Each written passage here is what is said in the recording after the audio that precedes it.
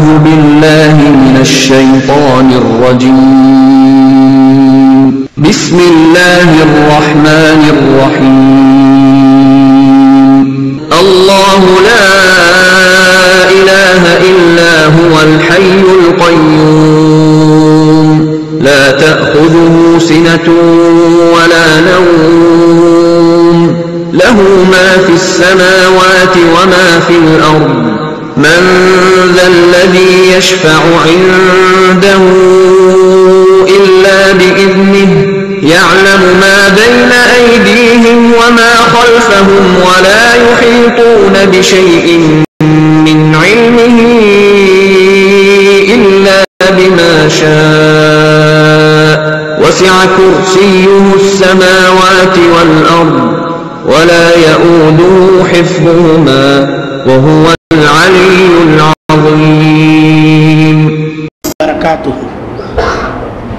الحمد لله نحمده ونستعينه ونستغفره ونؤمن به ونتوكل عليه ونعوذ بالله من شرور أنفسنا ومن سيئات أعمالنا من يهده الله فلا مضل له ومن يضلل فلا هادي له ونشهد أن لا إله إلا الله وحده لا شريك له ونشهد أن سيدنا وسندنا ونبينا مولانا محمد عبده ورسوله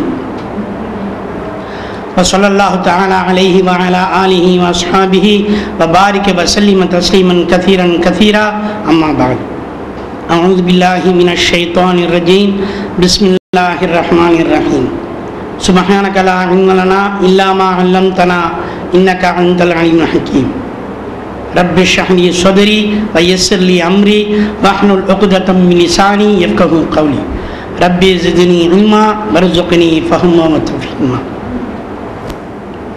மரியாதைக்கும் கண்ணியத்திற்கும் உரிய சங்கைக்குரிய ஆலிம் பெருமக்களே, எல்லாம் வல்ல அல்லாஹ்வின் நல்லடியார்களே, தாய்மார்களே, சகோதரர்களே, அல்லாஹ் சுப்ஹானஹு வ தஆலாவுடைய அளப்பெரும் கருணையினாலும் இம்பெருமான் முஹம்மது முஸ்தபா ஸல்லல்லாஹு அலைஹி வஸல்லம் அவர்களுடைய துஆ பரக்கத்தை கொண்டும் நூரல் முஹம்மதியா முதல் ஷஃபாஅத்துல் முஹம்மதியா வரை என்ற தொடர் பயானுடைய 12வது பாகத்தை நாம் அடைந்திருக்கிறோம். புகழும் நன்றியும் அல்லாஹ்வுக்குத்தான். அதாவது 12ஆம் பாகம் என்று சொன்னால் கடைசி பாகத்தை நாம் அடைந்திருக்கிறோம். இந்த தொடருடைய கடைசி பாகத்தை நாம் அடைந்திருக்கிறோம். கிட்டத்தட்ட 2009 அல்ல 9 கடைசி காலத்தில் இதை ஆரம்பித்தோம். தொடர்ந்து ஒவ்வொரு வாரமும் நானே பேசிக் கொண்டிருக்கவில்லை. எப்பொழுதெல்லாம் வசதி வாய்ப்புகள் அமைகிறதோ விட்டு விட்டு பேசினாலும் ஒவ்வொரு பகுதியும் சராசரி குறைந்தபட்சம் 1 மணி நேரமாக பேசி அல்லாஹ் ஜல்ல ஜலாலுஹு 12 மணி நேரமும் இது 12வது மணி நேரமாக என்று பேச வைத்திருக்கிறான். மீண்டும் மீண்டும் புகழும் நன்றியும் அல்லாஹ்வுக்கு. கண்ணியத்திற்குரிய அல்லாஹ்வின் நல்லடியார்களே, நாம் ஆரம்பித்த புறப்பட்ட அந்த உலகத்திற்கு ஆலமுல் அர்வாஹ் என்று கூறுவார்கள். ரூஹானியத்துடைய உலகம், நமக்கு சரீரம் இல்லாமல் இருந்த ஒரு உலகம்.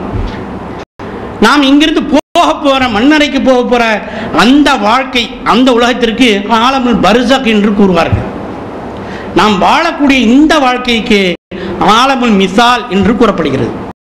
மிசால் என்று சொன்னால் உதாரணம், உதாரணங்களுடைய உலகமாக இது இருக்கிறது. அதனால் நாம் நம்முடைய பயானை வழக்கம் போல ஒரு உதாரணத்தை கொண்டு ஆரம்பிப்போம். கண்ணியத்திற்குரியவர்களே, நான் கீழக்கரையில் இருந்து காரிலே புறப்பட்டு விட்டேன் சென்னையை நோக்கி.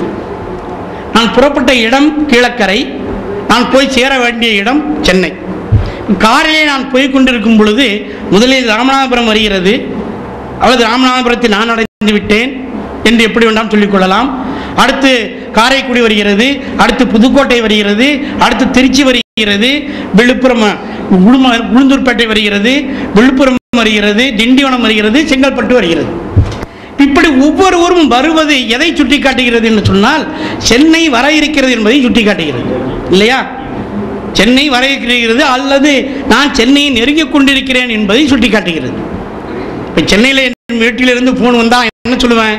சென்னையை நெருங்கிக் கொண்டிருக்கிறோம், ராமநாதபுரம் தாண்டி விட்டோம், காரைக்குடியை தாண்டி விட்டோம், திருச்சியை தாண்டி விட்டோம் என்றெல்லாம் சொல்லி சொல்லி சொல்லி செங்கல்பட்டையும் தாண்டி விட்டோம் என்று நாம் கூறுவது வழக்கம். ஆனால் தாம்பரத்தை வந்து அடைந்து விட்டோம் என்று சொன்னால் அந்த நேரத்தில் போன் வந்தால் நாம் என்ன சொல்லுவோம்? சென்னை வந்து விட்டேன், தாம்பரத்தில் இருக்கிறேன் என்று சொல்லுவோம். அல்லது போன் வருகிறது, நான் சென்னை தாம்பரத்தை தாண்டி கிண்டிக்கு வந்துட்டேன், இப்போ போன் போடும் பொழுது போன் வருகிறது என்று சொல்லும் பொழுது சென்னை வரலை என்று சொல்வதில்லை. சென்னை வந்துவிட்டது, கிண்டியில் இருக்கிறேன். சென்னைக்கு வந்துவிட்டேன், ஜெமினி அருகில் இருக்கிறேன். சென்னைக்கு வந்துவிட்டேன், நுங்கம்பாக்கம் அந்த தாஜை தாண்டி விட்டேன். சென்னை வந்துவிட்டேன், இந்த ஸ்டெல்லிங் ரோடுக்கும் வந்துவிட்டேன். சென்னைக்கு வந்துட்டேன், வீட்டுக்குள்ளே அல்ஹம்துலில்லாஹ் போய் சேர்ந்து விட்டேன்.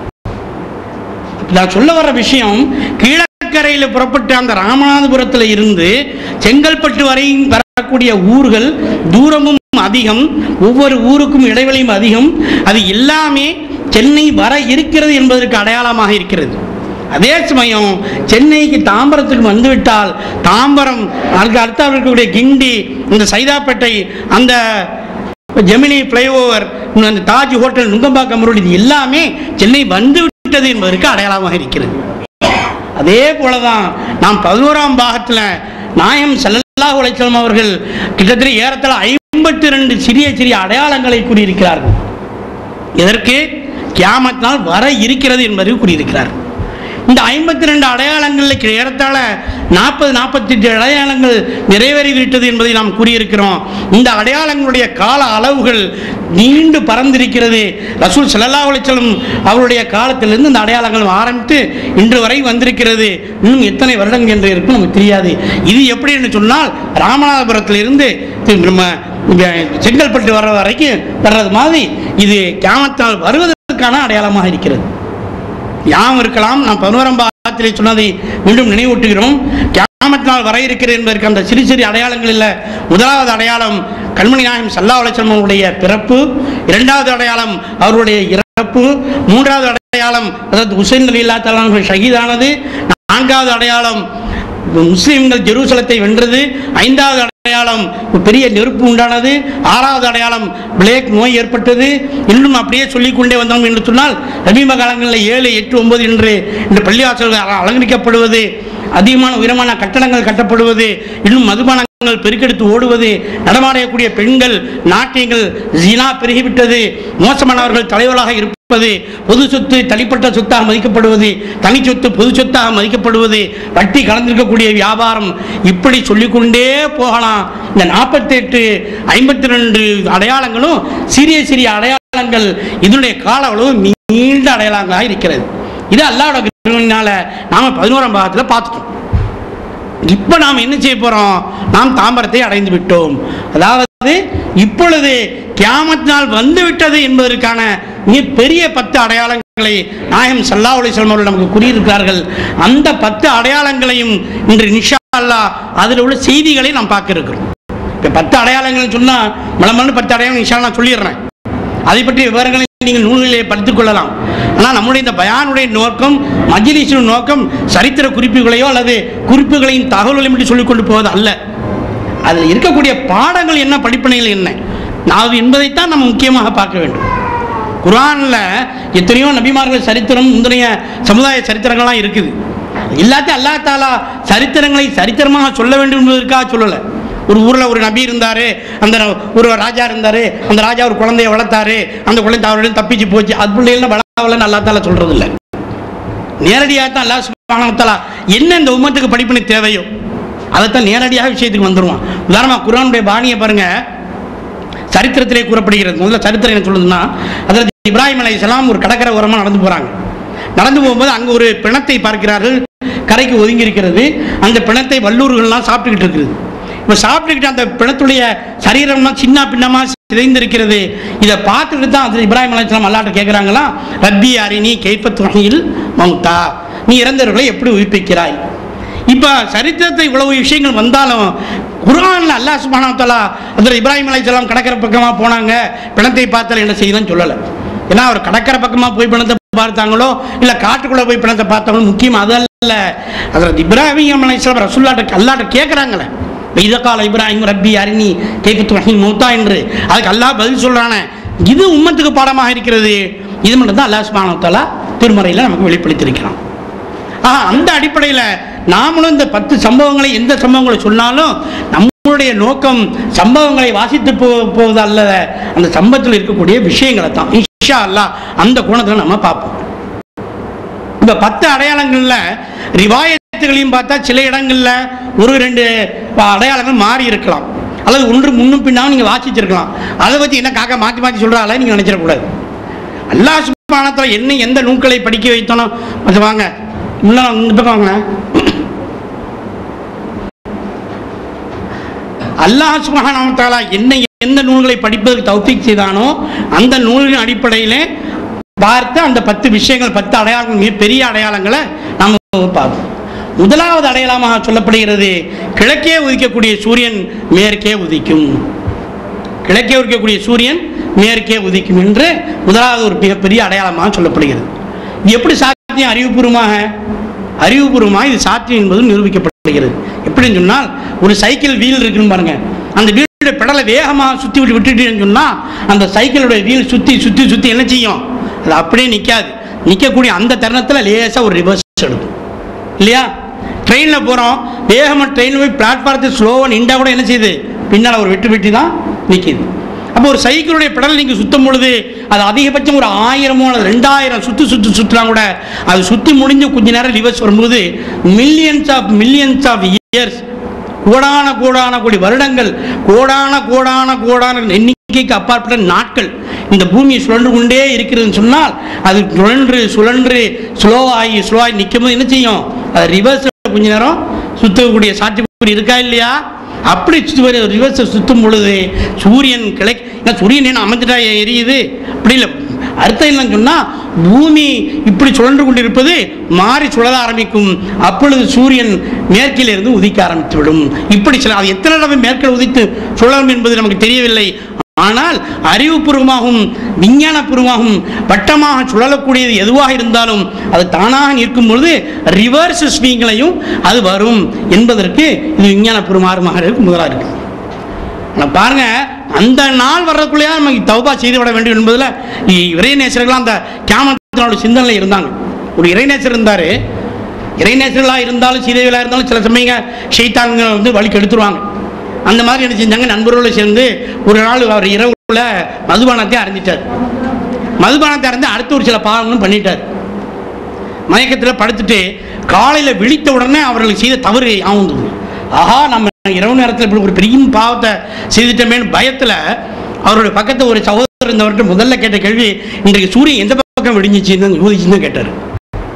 ஆச்சரியம், என்ன ஒரு ஏதோ ஒரு கேள்வி கேட்குறேன், எந்த பக்கம் இடியும்? அது வந்து மேற்கு பக்கமாக தான், இது கிழக்கு பக்கமாக தான் உதித்ததுன்னு. அல்ஹம்துலில்லாஹ், நல்ல வேளை தௌபா செய்வதற்கு நேரம் இருக்கிறது அப்படின்னு சொன்னாங்க. ஏன் மேற்கு பக்கம் உதிச்சுன்னா நேரம் முடிஞ்சு போச்சு.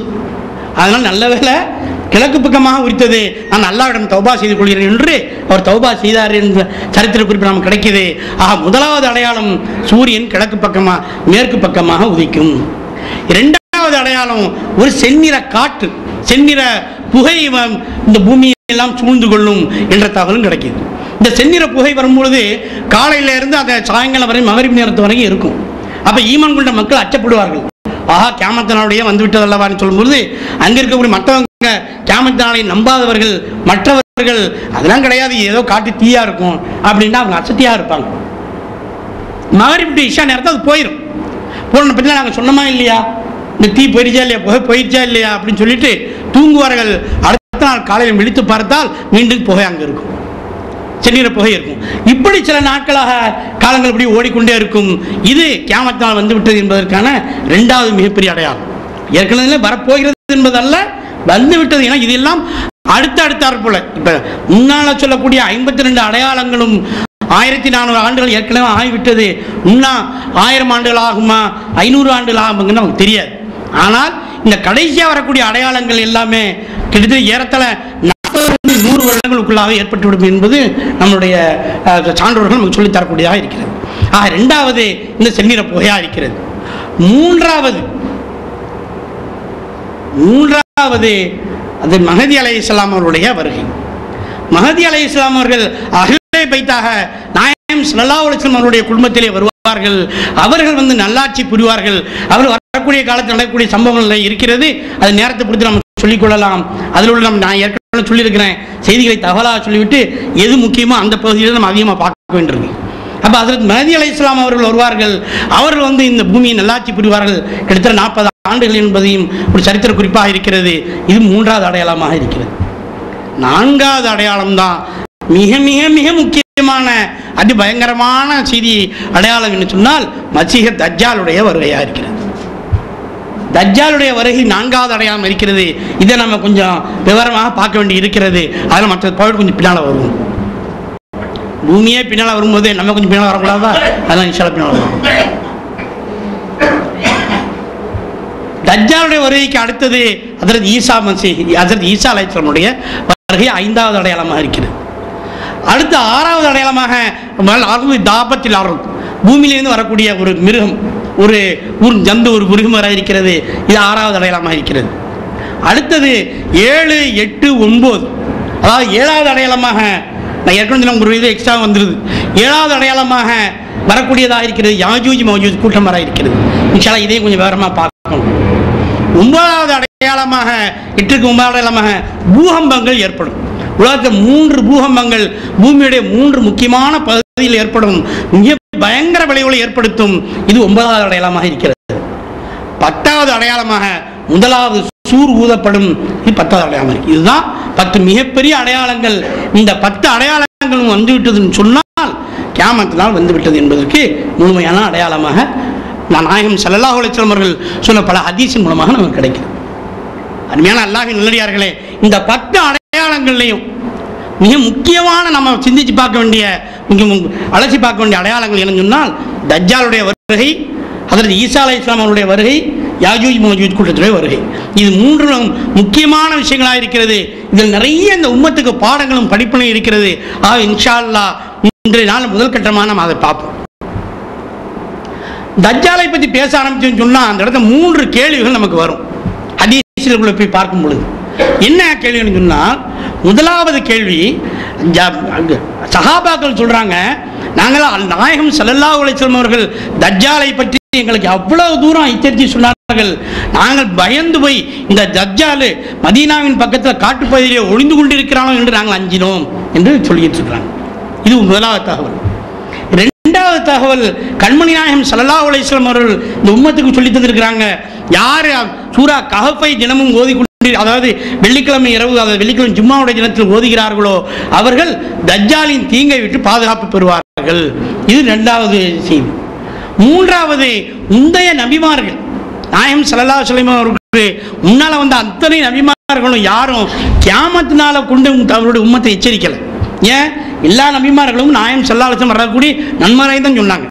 எல்லாருக்குமே தெரியும் ரசூல் ஸல்லல்லாஹு அலைஹி வஸல்லம் வராமல் கியாமத்தினால் வராது இல்லையா? அப்போ முந்தைய நபிமார்கள் யாராவது தன்னோட உம்மத்தை பார்த்து எப்போ இப்படி அநியாயம் பண்ணாதீங்க கியாமத்தினால் வந்துடும்னு சொன்னால் அந்த உம்மத்தை கேட்டுருவார். இன்னும் ரசூல் ஸல்லல்லாஹு அலைஹி வஸல்லம் வரலையே, நீங்களே சொல்லியிருக்கிறீங்களா கடைசி தூதுவர் வர இருக்கிறாருன்னு சொல்லி. இப்போ அது மாதிரி இவங்க சொல்லவும் இல்லை. அந்த மாதிரி சம்பந்தம் எல்லோருமே நல்ல நாயகம் ஸல்லல்லாஹு அலைஹி வஸல்லம் வருகையை பற்றி நன்மாராயம் தான் சொன்னாங்க. ஆனால் அப்படி நன்மாராயம் சொன்ன அந்த நபிமார்கள் கூட கண்மணி நாயகம் ஸல்லல்லாஹு அலைஹி வஸல்லம் அவர்களே ஒரு ஹதீஸை சொல்றாங்க, அவர்கள் தஜ்ஜாலுடைய தீங்கை கொண்டு எச்சரித்தார்கள். யோசிக்க வேண்டிய இந்த இடத்த 3 கேள்வி நான் சொல்லியிருக்கிறேன். இந்த 3 தகவலையும் 3 கேள்விகள் புதைந்திருக்குது. முதலாவது கேள்வி என்னன்னு சொன்னா, தஜ்ஜால் வரப்போகிறது கடைசியில் இல்லையா, கியாமத்தினுடைய அடையாளமாக இருக்கும் பொழுது சஹாபாக்கள் அத்தனை பேருமே ரசூல் ஸல்லல்லாஹு அலைஹி வஸல்லம் நேரடியாக பரிசு பெற்றவர்கள், அறிவுலே மின்னிக் கொண்டிருந்தவர்கள். அவர்கள் ஏன் மதீனாவுடைய காட்டுக்குள்ள ஒளிஞ்சிட்டு இருக்கிறாங்க பயப்படணும்? இது முதலாவது கேள்வி. இரண்டாவது கேள்வி, தஜ்ஜால் வரப்போறது கியாமத்தினால தானே, ரசூல் ஸல்லல்லாஹு அலைஹி வஸல்லம் இப்போதான் ஏன் சூரா கஹஃப் ஓத சொன்னாங்க? நம்முடைய காலத்தில் வரப்போறது இல்லையே. இது சொல்லலாம், உங்களுடைய தலைமுறைக்கு வரக்கூடிய தலைமுறைகளுக்கு நீங்கள் குடும்பத்துக்கு வசதி செய்துக்கிட்டே இருங்கன்னு சொன்னால் கியாமத்து நாளில் நம்முடைய பேரம்பரை இருக்கும்போது தஜ்ஜால் வரணும் வைங்க, அப்போ ஒரு சூரா கஹஃப் ஓதுனா பிரயோஜனம் இருக்குது. நம்ம ஏன் இப்போ ஓதணும்? தஜ்ஜால் தூக்கி விட்டு அப்போ பிறகு நம்ம ஏன் இப்போ ஓத வேண்டும்? இது ரெண்டாவது கேள்வி. மூன்றாவது கேள்வி, முந்தைய நபிமார்களும் ஏன் சொல்லணும்? முந்தைய நபிமார்களும் தஜ்ஜாலின் தீங்கை விட்டு பாதுகாப்பு பெறுங்க, தஜ்ஜாலின் தீங்கை கொண்டு இப்படிலாம் பண்ணுவாங்கிற அந்த எச்சரிக்கை ஏன் செய்ய வேண்டும் என்று இந்த 3 கேள்விகளுக்கும் உதாரணம் பதில் காண வேண்டும்.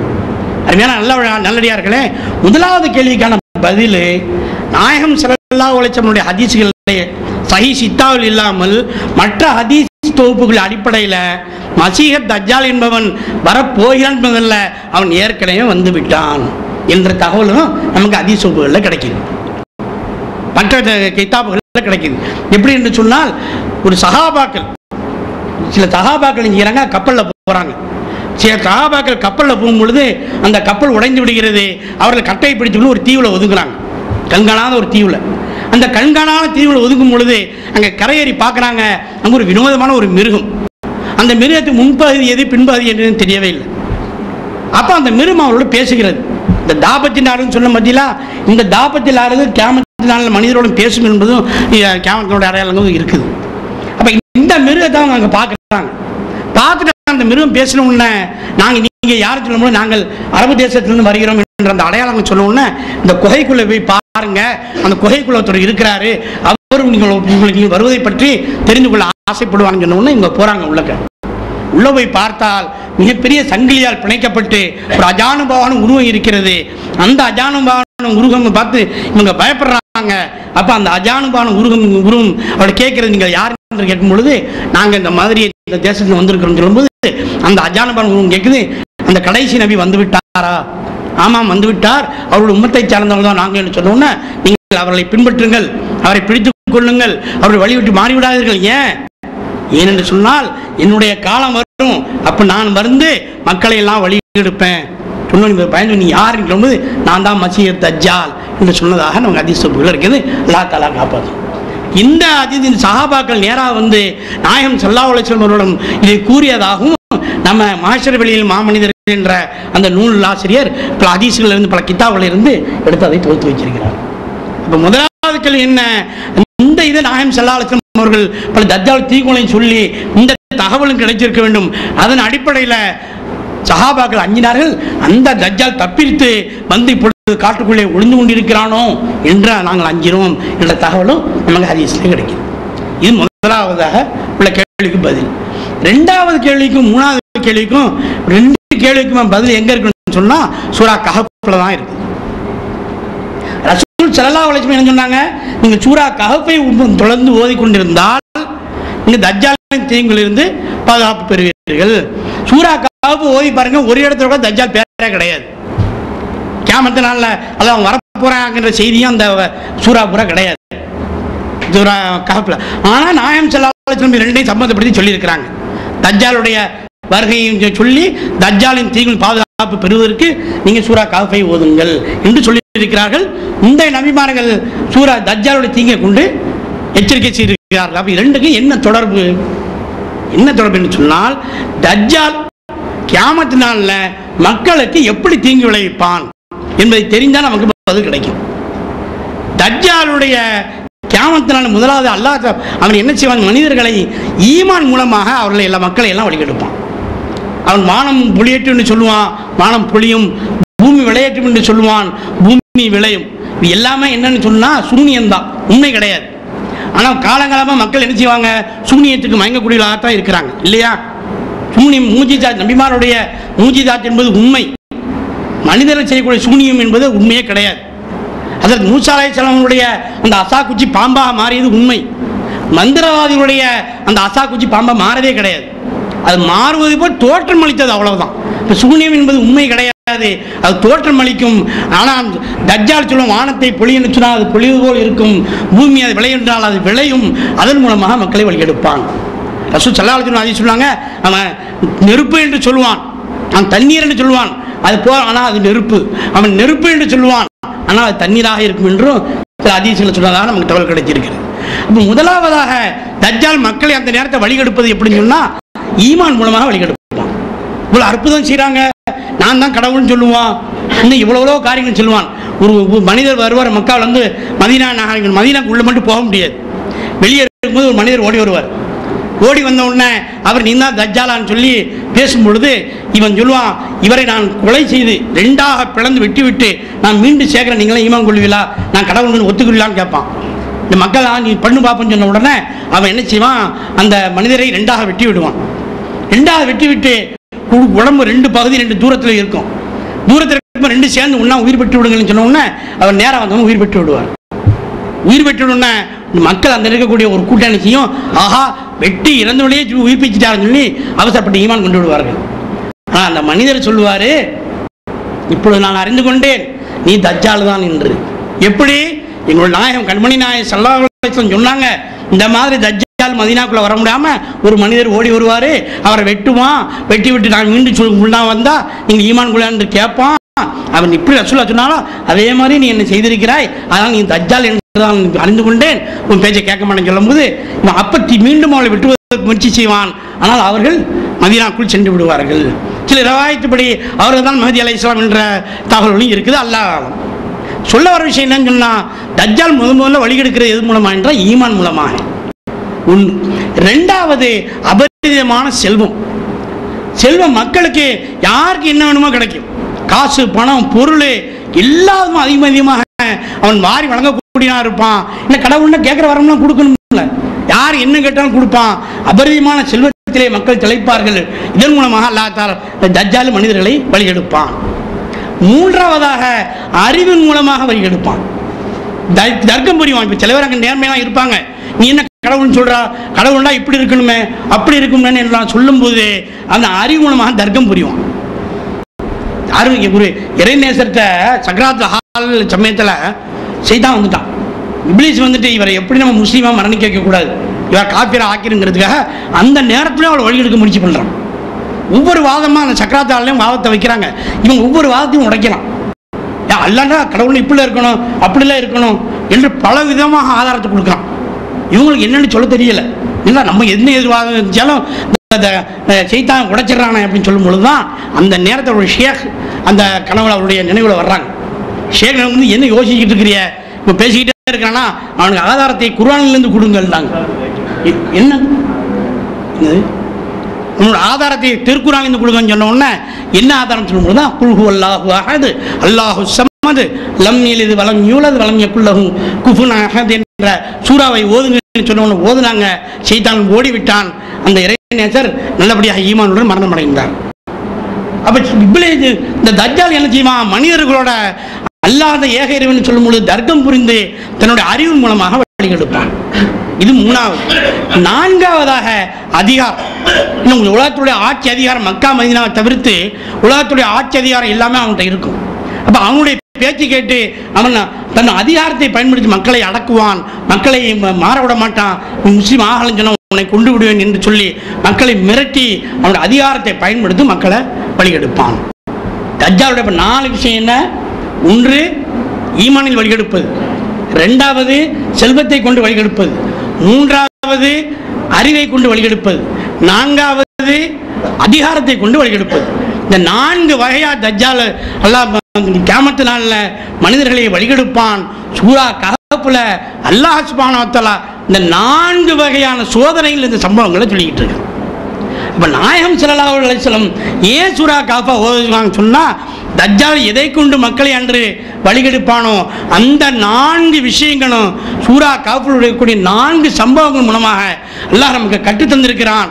இந்த சூரா கஹஃபை நாம் ஓதி கொண்டு வந்தோம்னு சொன்னால் அதனுடைய பரக்கத்தை கொண்டு நாம் வாழக்கூடிய இந்த காலத்தில் இந்த 4 வகையான தீங்களை விட்டும் நாம் பாதுகாப்பு பெற்று விடுவோம். இதுதான் கேள்விக்கு பதில்.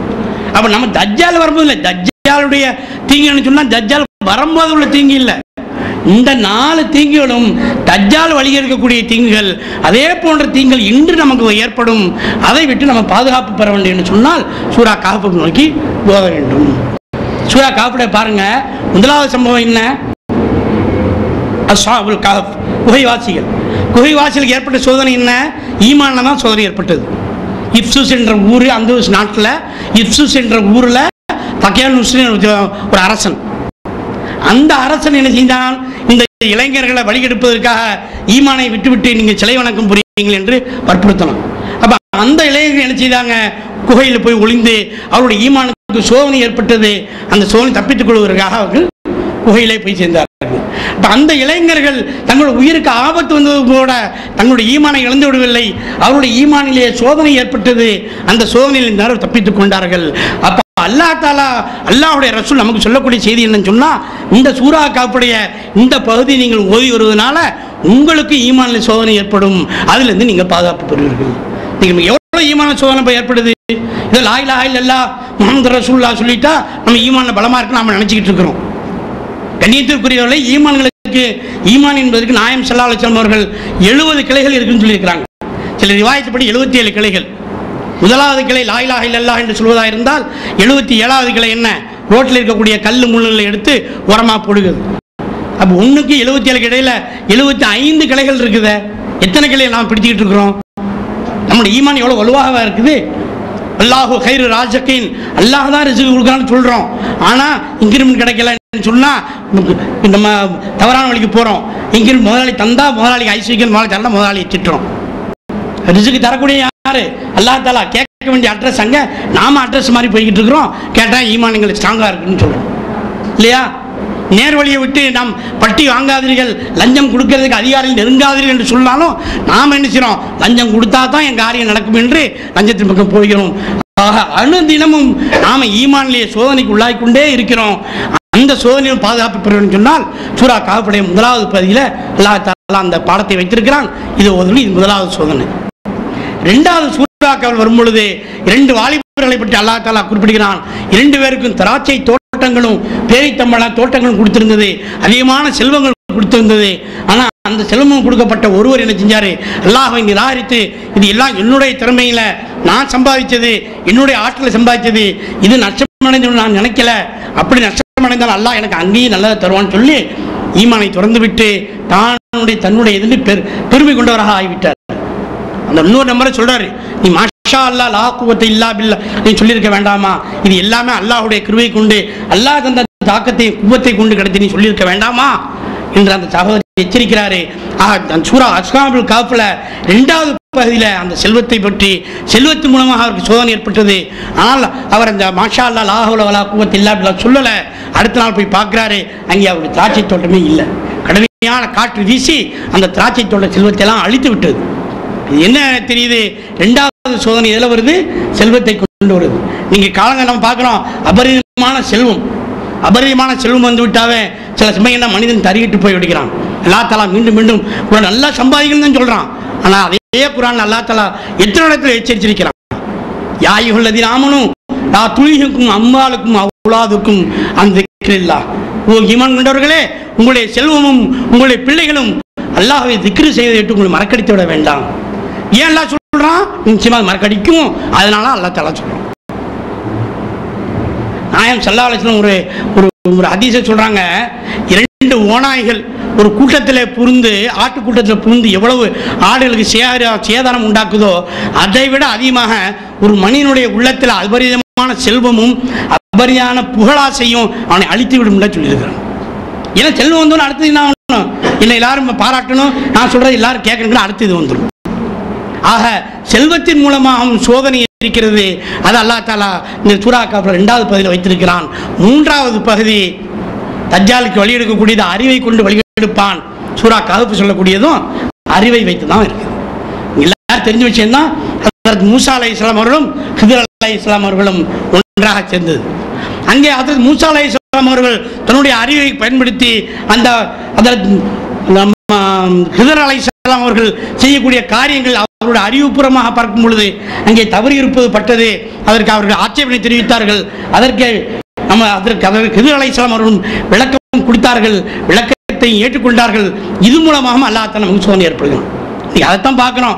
மீண்டும் மீண்டும் திருப்பி அதையே ஃபீல்டுக்குள்ள வர மாதிரி தெரியும்.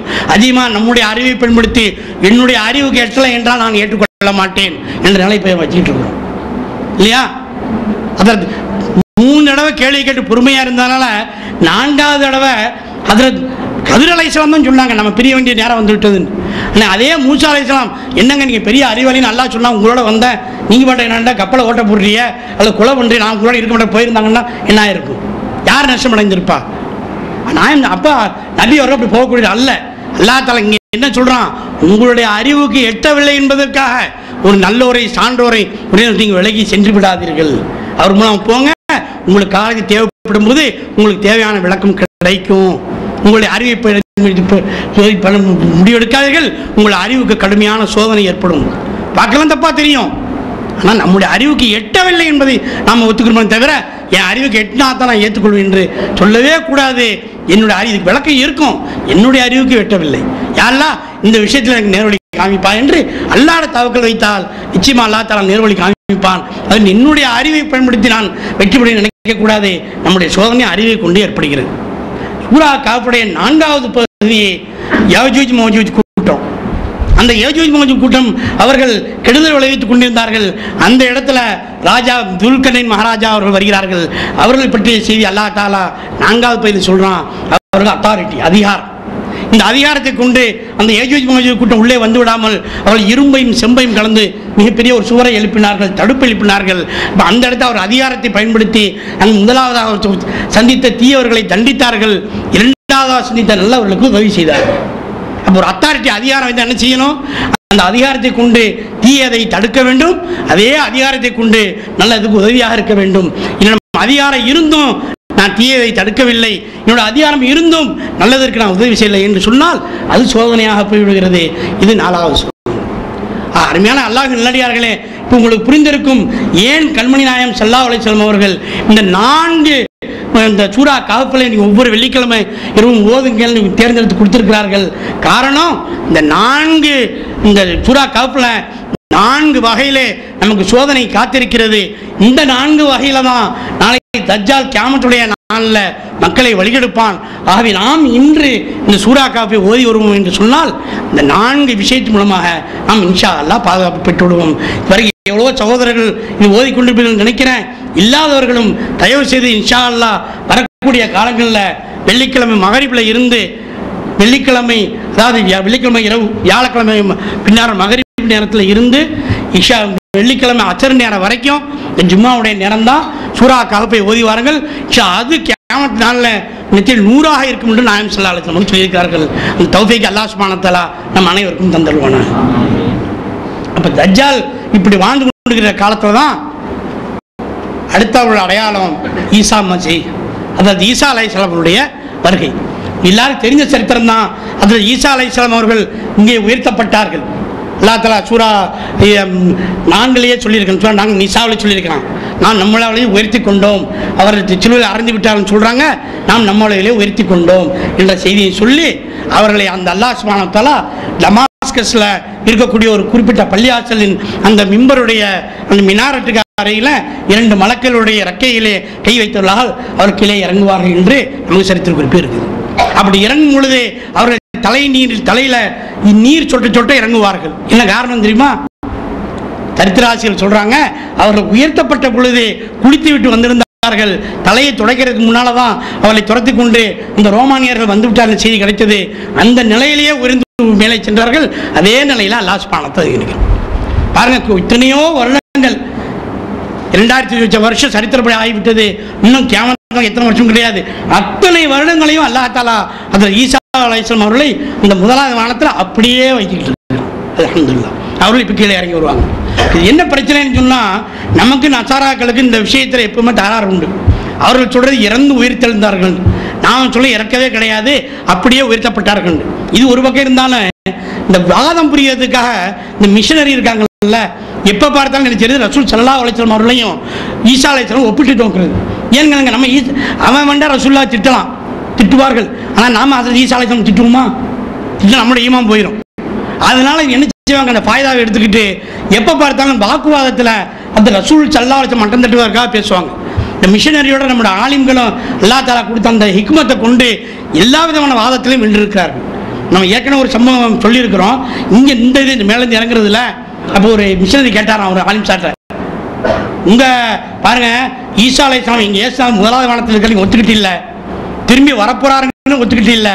ஆமாம் ஒத்துக்குறோம் இல்லை, உங்க நம்பி திரும்பி வரப்போறாங்க. இப்போ யார் உயர்ந்தாலும் இவர் கேட்குறாரு மிஷனரி, போன ஆள் திரும்பி வர்றாரு, உங்க ஆள் திரும்பி வரப்போறது இல்லை, அப்போ யார் உயர்ந்தாலும் அப்படின்ட்டு நம்ம ஆலிம் சாட்ட ஷேக்கிட்ட இவர் வாதத்தை வைக்கிறார். அல்லாஹ் அக்பர். நம்முடைய ஷேக்மார்கள் ஆலிம்களுக்கு அல்லாஹ் தஆலா கொடுத்த அறிவு உடனே சொன்னாங்க, ஆமாங்க போனாரு திரும்பி வர்றாரு, எங்க நம்பி எங்களோட இருக்கிறாரு, அதனால திரும்பி வர தேவையில்லை அப்படின்ட்டாங்க. போனவர் தானே திரும்பி வரணும், எங்க நம்பி அல்லாஹ் காத்து ஹயாத்து நம்பி எங்களுடைய வாழ்ந்து கொண்டிருக்கிறார்கள், அதனால அவர் திரும்பி வர வேண்டிய தேவையில்லை. இன்னொரு சரித்திரத்தை சொல்லுவாங்க, நீங்க நிராகரிச்சீங்க அதனால திரும்பி வந்து வர்றாங்க, நாங்கள் ஏற்றுக்கொண்டோம் அதனால திரும்பி வர தேவையில்லை. அப்படியும் ஒரு விளக்கம் கொடுத்ததா இருக்கிறாங்க. அல்லாஹ் ஆலம். எதுக்காக சொல்ல வரேன்னு சொன்னால், அந்த ஈசா அலைஹிஸ்ஸலாம் திரும்பி வருவார்கள் என்பது முழுக்க முழுக்க நாம் நம்புகிறோம். அவர் வரக்கூடிய நோக்கம் என்ன என்று சொன்னால் நமக்காக வருவதில்லை, அந்த நசாராக்களுக்கு. எப்பா நான் கடைசியாக வரப்போன்னு சொன்னேன், அந்த தூதுவர் பரிசுத்த ஆவி அல்ல, இது இந்த கண்மணி நாயகம் ஸல்லல்லாஹு அலைஹி வஸல்லம் அவர்கள் தான், இவர்களை பற்றி தான் அந்த தௌராத்திலும் இஞ்சிலும் இருக்கிறது என்று நான் உங்களுக்கு சொன்னேன் என்ற செய்தியை சொல்வதற்காகவும் அந்த சிலுவைகளை உடைப்பதற்காகவும் அங்கே இருக்கக்கூடிய அந்த ஹிஞ்சிர் என்ற பிராணிகளை கொண்டு விட்டு கடைசியாக ஜெருசலத்தின் அருகே இருக்கக்கூடிய அந்த லுத்து என்ற ஊரின் அருகில் நாயகம் ஸல்லல்லாஹு அலைஹி வஸல்லம் ஹஜ்ரத் ஈசா அலைஹிஸ்ஸலாம் அவர்கள் அந்த தஜ்ஜாலை கொல்லுவார்கள். முன்னால் பாங்கு சொல்வதற்கு முன்னால் சூரத்தில் கஹஃப் ஓதுவது நல்லது என்ற செய்தியும் சொல்லியிருக்கிறாங்க. வியாழக்கிழமை மகரிபிலிருந்து ஓதலாம்ல, இது சிறப்பு. அந்த நேரத்தில் ஓதுவது மிக சிறப்பு. பாங்குக்கு முன்னால சொல்றது அசருக்கு முன்னாலும் சொன்னா உங்களுக்கு மகரிபோட 5 நிமிஷத்துக்கு முன்னால அசர் நேரம் இருக்குல்ல, அப்படி எல்லாம் அதனால வியாழக்கிழமையில மகரிபுக்கு பின்னால ஆரம்பித்து வெள்ளிக்கிழமை அசர் பாங்குக்கு முன்னால் சொல்லப்படுகிறது. அந்த தாபத்தில் ஆறுது என்ற அந்த மிருகம் வரும் என்ற இது மனிதர்களோட பேசும். பேசுவது மட்டுமல்ல, அது மூமின்களையும் முஷ்ரிக்களை முஷ்ரிகள் என்று முத்திரையிட்டுவிடும் என்ற செய்தியும் அந்த தாபத்தில் பற்றி நமக்கு கிடைக்குது. அதை விட முக்கியமான விஷயம் என்னன்னு சொன்னால், அதுக்கு அடுத்தாற்ப வரக்கூடிய முக்கியமான மாபெரும் சம்பவம் யஜூஜ் மௌஜூஜ் கூட்டம் வரக்கூடிய சம்பவம். இந்த யஜூஜ் மௌஜூஜ் கூட்டம் வரக்கூடிய சம்பவம் பாருங்க, அன்று அந்த யஜூஜ் மௌஜூஜ் கூட்டம் மக்களுக்கு சேதாரம் விளைவித்துக் கொண்டிருந்தது. இது சூரா கஹஃப் தான் சொல்லுது. அப்போ இந்த துல்கர்னைன் மகாராஜா அவர்கள் இந்த செம்பாலையும் அந்த இரும்பாலையும் பாலத்தை அமைத்து அந்த ஒரு தடுப்பை ஏற்படுத்தி விட்டார்கள், சுவரை ஏற்படுத்திட்டாங்க. ஆனால் அடுத்தது என்ன நடக்குது, இது சூரா கஹஃப்ல இருக்குது. அடுத்தது என்ன நடந்ததுன்னு சொன்னால், இந்த யஜூஜ் மௌஜூஜ் கூட்டம் ஒவ்வொரு நாளும் போய் அந்த இடத்துல வந்து அவர் தோண்டுகிறார்கள். எப்படியா இந்த பூமிக்குள்ள பறவை வந்து விட வேண்டும் தோன்றாங்க. தோண்டிட்டு அவர்கள் பொழுது அடைந்து விடுகிறது. நாளைக்கு வந்து தோண்டிக்கலாம், திரும்பி போயிடுறாங்க. நாளைக்கு வந்து போய் திரும்பி போயிடுறாங்க. அடுத்த நாள் வர்றாங்க, வந்தா அவங்க எந்த இடத்துல நம்ம தோண்டி வச்சிருக்கோங்கிறது தெரியல. ஆனால் அதே சமயம் அவர்கள் தோண்டி தோண்டி ஒரு ஓட்டையை போட்டாங்க. கண்மணி நாயகம் ஸல்லல்லாஹு அலைஹி வஸல்லம் அவர்கள் உம்மஹாத்துல் முஃமினீன் நம்ம தாயார் அன்னை ஜெயனத் பின் ஜாஹ்ஷ் ரலியல்லாஹு தஆலா அன்ஹா அவரை வீட்டில் உறங்கி கொண்டு இருந்தவர்கள் திடீர்னு எந்திரிச்சிட்டாங்க. எந்திரிச்சு என்ன சொன்னாங்க, என்னுடைய உம்மத்துக்களை அல்லாஹ் காப்பாற்றணும், இந்த அரபு மக்களுக்கு நாசம் தான் இதார் என்ன ஆச்சுன்னொன்னே அந்த யஜூஜ் மௌஜூஜ் கூட்டம் அந்த சுவரிலே ஒரு ஓட்டையை போட்டு விட்டார்கள். இந்த அளவுக்கு என்று வலை வைத்து காமிச்சிருக்கிறார். இந்த அளவுக்கு ஒரு ஓட்டையை போட்டாங்க. ஆனால் ஓட்டையை போட்டாங்க, அடுத்தடுத்த போட்டு ஏன் வர முடியல? அவங்க ஒவ்வொரு நாளும் நாளைக்கு நம்ம தோண்டிக்கலாம் அப்படின்னு போறாங்க. வந்த உடனே எந்த இடத்துல நம்ம தோண்டாங்க மறந்து போச்சு. ஏன் அவங்களுக்கு மறக்குது? இதுக்கும் ஒரு காரணம் தெரிஞ்சுக்கிறோம். கண்ணியத்துக்குரியவர்கள, இந்த சூரா கஹஃபுக்கு பின்னால் இன்னொரு சம்பவம் என்னன்னு சொன்னா, ஹதீஸ்ல இருக்க உங்களுக்கு தெரிஞ்சிருக்கும். இந்த யூதர் அந்த மக்கத்து காபிர்கள் எப்படியாவது ரசூல் ஸல்லல்லாஹு அலைஹி வஸல்லம் இந்த தாவாவை தடுத்துடணும்னு முயற்சி பண்ணாங்க. பார்த்தா முடியல, மார்க்கம் பெருகிக்கிட்டே இருக்கு. இப்போ ஹஜ் சீசன் வரப்போகுது, ஹஜ்ஜுக்கு வெளியூர்ல இருந்து வருவாங்க. இந்த அபு காசிம் மக்களை எல்லாம் மாத்திடுவாராங்கிறதுக்காக இது என்ன செய்யலாம்னு தெரியாம நேரம் யூதர்கள்ட்ட போனாங்க. குப்பார்கள் யூதர்கள்ட்ட போய் சொன்னாங்க, நீங்களும் இந்த நபியை நாட்டு வருவாரு ரசூல்லாம் சொல்லிட்டு தானே இருக்கிறீங்க, இவர் என்ன நபியா ரசூலா நீங்க சொல்லுங்களேன். சொல்லும்போது யூதர்கள் சொன்னாங்க, அவர்கிட்ட 3 கேள்வி கேளுங்க. இந்த 3 கேள்விக்கு நபியா இருந்தால் பதில் சொல்லிடுவார், இல்லைன்னா சொல்ல முடியாது. என்ன கேள்வி சொன்னாங்க? ரூஹை பற்றிய செய்தி என்ன? முதலாவது கேள்வி. ரெண்டாவது குகை அஸ்ஹாபுல் கஹஃப் குகைவாசிகளை பற்றிய செய்தி என்ன? மூன்றாவது தண்ணிங்க கேளுங்க. இந்த 3 செய்திக்கும் பதில் சொல்லிட்டாருன்னா இவர் தூதுவர், இல்லை என்று சொன்னால் இவர் தூதுவர் என்ன சொன்னா, ரூஹை பற்றிய செய்தி என்ன, ரூஹ் இந்த உயிரை பற்றிய செய்தி என்ன. இரண்டாவது செய்தி என்னன்னு சொன்னா குகைவாசிகள் பற்றிய செய்தி என்ன. ஏன்னா இது முந்தைய வேத புத்தகங்களில் இருக்குது, செய்தி இருக்குது. ஏன்னா இவர் வந்து முந்தைய சமுதாயத்தை சார்ந்தவர்கள், ஹஜ்ரத் ஈசா அலைஹிஸ்ஸலாமுக்கும் ரசூலுல்லாஹ்வுக்கும் நடுப்பட்டவர்கள். மூன்றாவது பூமியின் 2 கோடிகளுக்கும் சென்றதை பற்றிய செய்தி என்ன. இந்த 3க்கும் பதில் சொல்லிட்டா இவர் நபி. இப்போ நாயகம் ஸல்லல்லாஹு அலைஹி வஸல்லம் நேரம் வந்து இவங்க கேட்கும் பொழுது ரசூல் ஸல்லல்லாஹு அலைஹி வஸல்லம் சொன்னாங்க, நான் நாளைக்கு சொல்றேன் அப்படின்ட்டாங்க. இவங்க நாளைக்கு தோன்றேன்னு சொல்றாங்க. ரசூல் ஸல்லல்லாஹு அலைஹி வஸல்லம் சொன்ன விஷயம் என்ன, நாளைக்கு சொல்றாங்க. ஆனா அடுத்த நாள் வஹி வரல, அதுக்கு அடுத்த நாள் வஹி வரல, 15 நாளாக வஹி வரல. இப்போ வஹி வரலன்னு சொன்ன உடனே குறைஷி குப்பார்களேன்னா பார்த்தீங்களா, எல்லாம் நபின்னு சொன்னாரு, எல்லாம் செய்தி வருவருன்னு சொன்னாரு, இப்போ பாருங்க செய்தியே வரல. இப்போ ஆளு அப்படி இப்படி ரசூல் ஸல்லல்லாஹு அலைஹி வஸல்லம் அல்லாஹ் தஆலா என்ன நமக்கு கொண்டு அதிருப்தி அடைஞ்சானோ என்ன செய்யணும் ஒரு கொஞ்சம் ஒரு அச்சத்துடன் வானை நோக்கியவர்களாக இருந்துட்டு இருக்கிறாங்க. 2 பேருமே இங்கேயும் ரசூல் ஸல்லல்லாஹு அலைஹி வஸல்லம்க்கு செய்தி வர மாட்டேங்குது, நாளைக்குன்னு சொன்னாங்க நடக்க மாட்டேங்குது. இங்கே யஜூஜ் மௌஜூஜ் கூட்டம் நாளைக்கு வந்து தோன்றணும்னு சொன்னால் இடம் தெரிய மாட்டேங்குது. 2க்குமே காரணம் என்ன, ஒன்று தான். என்ன, இங்கேயும் ரசூல் ஸல்லல்லாஹு அலைஹி வஸல்லம் அவர்கள் இன்ஷா அல்லாஹ் என்பது சொல்வது மறக்கடிக்கப்பட்டது. அங்கேயும் யாஜூஜ் மஜூஜ் கூட்டத்திற்கு இன்ஷா அல்லாஹ் என்று சொல்வது மறக்கடிக்கப்பட்டது. ரெண்டுமே ஒரே காரணம். இது ரெண்டையும் அல்லாஹ் தஆலா ஏன் ஏற்படுத்தான் சொன்னா, ரசூல் ஸல்லல்லாஹு அலைஹி வஸல்லம் அவருக்கு இன்ஷா அல்லாஹ் மறக்கடிக்கப்பட்டது. ரசூலுல்லாஹ்வுடைய கண்ணியத்தை உயர்த்தி அவர்களை உயர்த்தி காப்பாற்றுவதற்கு. இங்கே யாஜூஜ் மஜூஜ் கூட்டத்திற்கு ஏன் மறக்கடிக்கப்பட்டதுன்னு சொன்னால், அதன் மூலமாக அவர் உம்மத்தை நம்மை காப்பாற்றுவதற்காக. ரெண்டுமே அல்லாஹ் செஞ்சான். என்ன காரணம் பாருங்க, நாயகம் அந்த நேரத்தில் கம்யூனிகேஷன் கிடையாது. பொதுவாகவே நல்ல செய்தியை தவிர தீய செய்தி வேகமாக பரவுது இல்லையா? இப்போ ரசூல் ஸல்லல்லாஹு அலைஹி வஸல்லம் அவர்கள் மறைச்சிருவோம், ஏன்னா அவங்க இஸ்லாத்துக்கு வந்துடுவாங்களோ சொந்தக்காரர்கிட்ட இங்கே குப்பார். அதே சமயம் ரசூல் ஸல்லல்லாஹு அலைஹி வஸல்லம் வஹி வரலை, அவர்களுக்கு சொன்ன மாதிரி நடக்கலைன்னு சொல்லும்போது இது வேகமாக பரவுமா இல்லையா? பொதுவாக நல்ல செய்தியை விட தீய செய்தி வேகமாக பரவும். இப்போ 15 நாட்களுக்கு ஊர் சுற்று வட்டார ஊருக்கெல்லாம் செய்தி பரவுது. விஷயம் தெரியுமா? இந்த ஒரு அபு காசிம் இனவன் தான் நபி, எனக்கு வஹி வருதுன்னு சொல்லிக்கிட்டு இருந்தார, ஒன்றும் விஷயம்லாம் கிடையாது, இப்போ ஒன்றும் வரல, 15 நாளாச்சு, ஆள் பதிலே கிடையாது. விஷயம் வேகமாக பரவுது. ஏன்னா மனித சுபாவம், நல்ல செய்தி வேகமாக பரவாது, கெட்ட செய்தி வேகமாக பரவும். இந்த அவுட்டு பிள்ளையும் ஹாஃபீஸாக போயிடுச்சாங்க, யூட்டு பிள்ளையும் ஹாஃபீஸாக போயிடுச்சாங்க, செய்தி சீக்கிரம் வராது. ஆனால் அந்த அவுட்டு பிள்ளையும் வீட்டு பிள்ளையும் சேர்ந்து லவ் பண்ணுதாங்கன்னு செய்தி உடனே பரவ ஆரம்பிச்சு. மனித சுபாவம் கெட்ட செய்தி வேகமாக பரவும். அதனால தான் இமாம் சாதிர் ரஹ்மத்துல்லாஹி அலைஹி சொல்கிறாங்க, அது செய்யாதீர்கள். குயில்கள் கூவட்டும், ஊளையிடுவதை ஓனான்களுக்கு விட்டு விடுங்கன்னு சொல்கிறாங்க. நல்ல செய்தியாக சொல்லுங்க, தீய செய்தி பரப்பாதீங்க. ஆனால் சரித்திரம் நடைமுறை என்ன சொன்னால் தீய செய்தி வேகமாக பரவும். இப்போ அல்லாஹ் தஆலா என்ன செய்யறான், அல்லாஹ்வுடைய மாபெரும் திட்டத்தை பாருங்க. இந்த மார்க்கம் பரவுவதற்கு எப்படி பண்ணுறான், ரசூல் ஸல்லல்லாஹு அலைஹி வஸல்லம் செய்தி வரலங்கிறத வேகமாக பரப்ப வச்சுட்டு 15 நாள் கழிச்சு சையதுனா ஜிப்ரீல் அலைஹிஸ்ஸலாம் மூலமாக அவர் செய்தி. அப்போ இந்த 3 கேள்விகளுக்கும் பதில் வருது. ரூஹை பற்றி செய்தி என்ன, அது பனி இஸ்ராயலில் இருக்குது. ரூஹை பற்றி அதிகமான தகவல் கொடுக்கப்படவில்லை என்ற செய்தியும், இந்த அஸ்ஹாபுல் காஃபுடைய செய்தியும், இந்த துல்கர்னைன் மகாராஜாவுடைய செய்தியும் சையதுனா ஜிப்ரீல் அலைஹிஸ்ஸலாம் சொல்கிறாங்க. வந்து சொல்கிறாங்க, யார் ரசூலுல்லாஹ், அல்லாஹ் தஆலா ஏன் உங்களுக்கு இதை லேட்டாக சொன்னால், நீங்கள் இன்ஷா அல்லாஹ் சொல்வதை மறந்து விட்டீர்கள். அதனால நீங்கள் குர்ஆன்லேயும் அல்லாஹ் தஆலா அந்த செய்தியை சொல்லிட்டு அஸ்ஹாபுல் காஃப் செய்தி சொல்லி அடுத்தவள் சொல்கிறான். அல்லது அந்த திராட்சை தோட்டர்கள் செல்வந்தர்கள் இருக்காங்கல்ல, அந்த செய்தி சொல்லி அடுத்த சொல்கிறாங்க, நான் நபியே நீங்கள் என்ன சொன்னாலும் இன்ஷா அல்லாஹ் சொல்லாமல் சொல்லாதீர்கள்.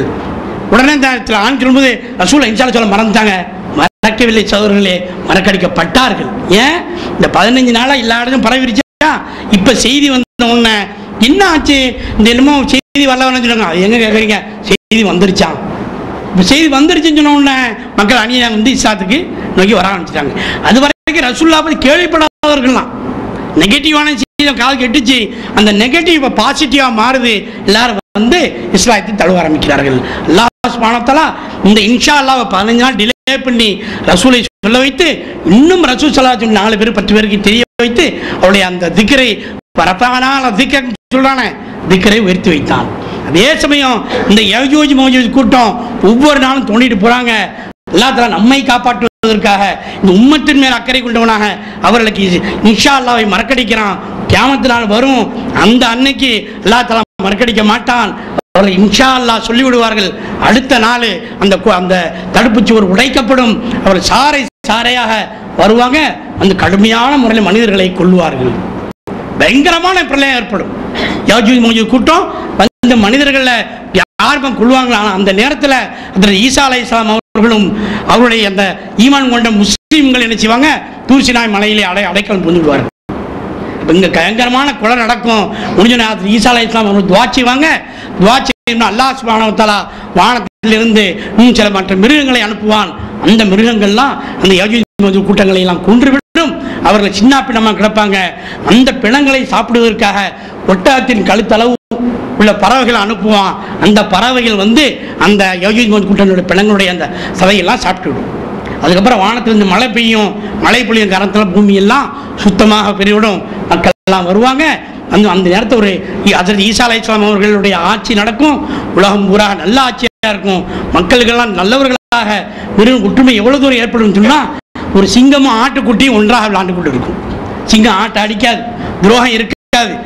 ஓனாயும் ஆட்டுக்குட்டியும் சேர்ந்து விளையாண்டு கொண்டு இருக்கும். மிருகங்களும் மனிதர்களும் ஒற்றுமையாக இருப்பார்கள். எங்கேயுமே இன்னமும் இருக்காது.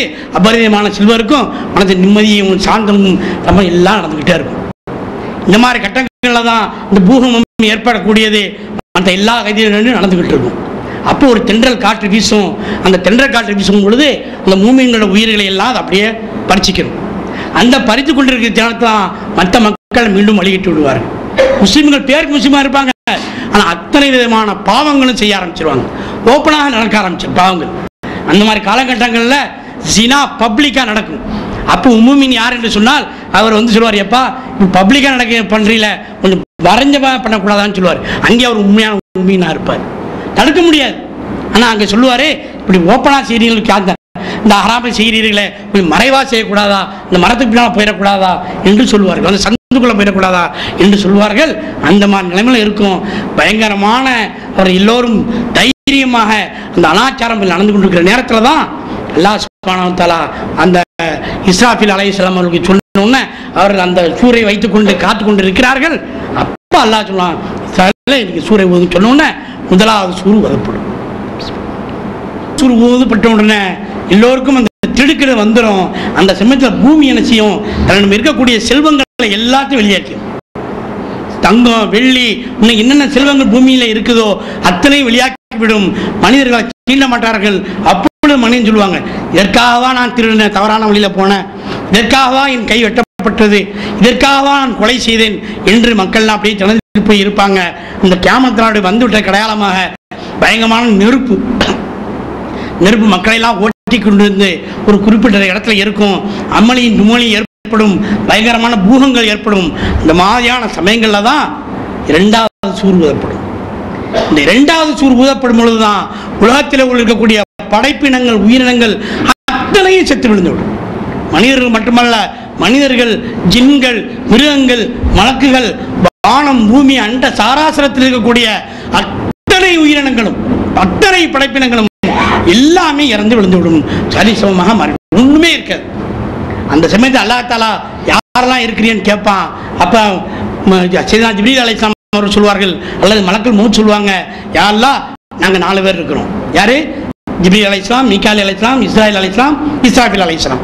அப்போ மலக்குல் மௌத்துக்கு கட்டளை ஏற்படும், நீங்கள் ஜிப்ரீல் அலைஹிஸ்ஸலாம் உயிரை வாங்குங்கள், அவர்கள் உயிர் வாங்கப்படும். மீகாயில் அலைஹிஸ்ஸலாம் உயிர் வாங்கப்படும், மலக்குல் மௌத் அவருடைய உயிரும் வாங்கப்படும். கிடைத்த அல்லாஹ் தஆலா இஸ்ராயில் அலைஹிஸ்ஸலாம் சொல்லுவான், உங்களுடைய உயிரை நீங்களே எடுத்துக்கொள்ளுங்கள். அவர்களும் இறந்து விடுவார்கள்.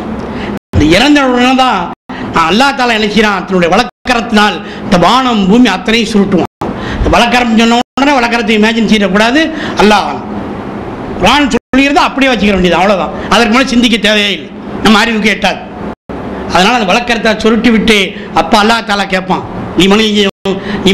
இமனில் இருக்குன்னா அதாவது இன்றைய நாள் யாருக்கு சொந்தம் அப்படின்னு அல்லாஹ் தஆலா கேட்பான். இன்றைய நாள் யாருக்கு சொந்தம்? எங்கே அந்த அரசர்கள், எங்கே அந்த சர்வாதிகாரிகள், எங்கே அந்த ராஜாக்கள் என்றால் அல்லாஹ் தஆலா கேட்பான். எங்கே பதில் இருக்காது. இன்றைய தினம் யாருக்கு சொந்தம்? அல்லாஹ் தஆலா சொல்லுவான், அவனுடைய அண்ட சராசரம் எங்கேயுமே எந்த உயிரினமும் இருக்காது. யார் பதில் சொல்லுவார்? அல்லாஹ்வே கூறுவான், லில்லாஹில் வாஹிதில் கஹ்ஹார், இந்த உலகத்தெல்லாம் அடக்கி ஆளக்கூடிய அந்த ரப்புக்கு தான் சொந்தம், அல்லாஹ்வுக்கு தான், ஒருவனுக்கு தான் சொந்தம் என்று அல்லாஹ்வே சொல்லுவான்.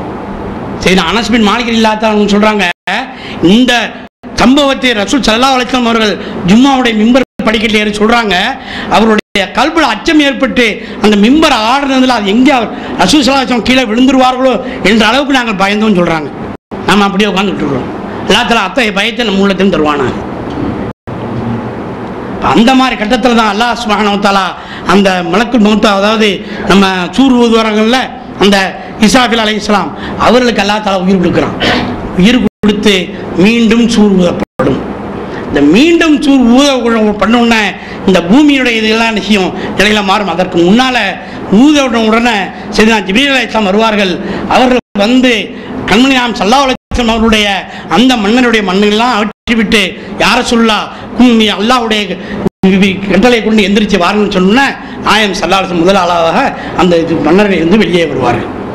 இந்த ரசூல் ஸல்லல்லாஹு அலைஹி வஸல்லம் வெளியே வந்த உடனே ஒரு ரிவாயத் படி சொல்றாங்க, எல்லாமே அழிந்து போய் நான் முதலாக வருவேன், ஆனால் நான் அர்ஷின் கீழே அதற்கு மூசா அலைஹிஸ்ஸலாம் அவர்களை பார்ப்பேன், ஒருவேளை அவர்கள் மயக்கப்பட்டு விழவே இல்லை என்பது எனக்கு தெரியாது என்று ஒரு ரிவாயத்தில் இருக்குது. அல்லாஹ் முதலாவதாக அதற்கு மூசா ரசூல் ஸல்லல்லாஹு அலைஹி வஸல்லம் அவர்கள் மன்னரை விட்டு வெளியே வருவார்கள்.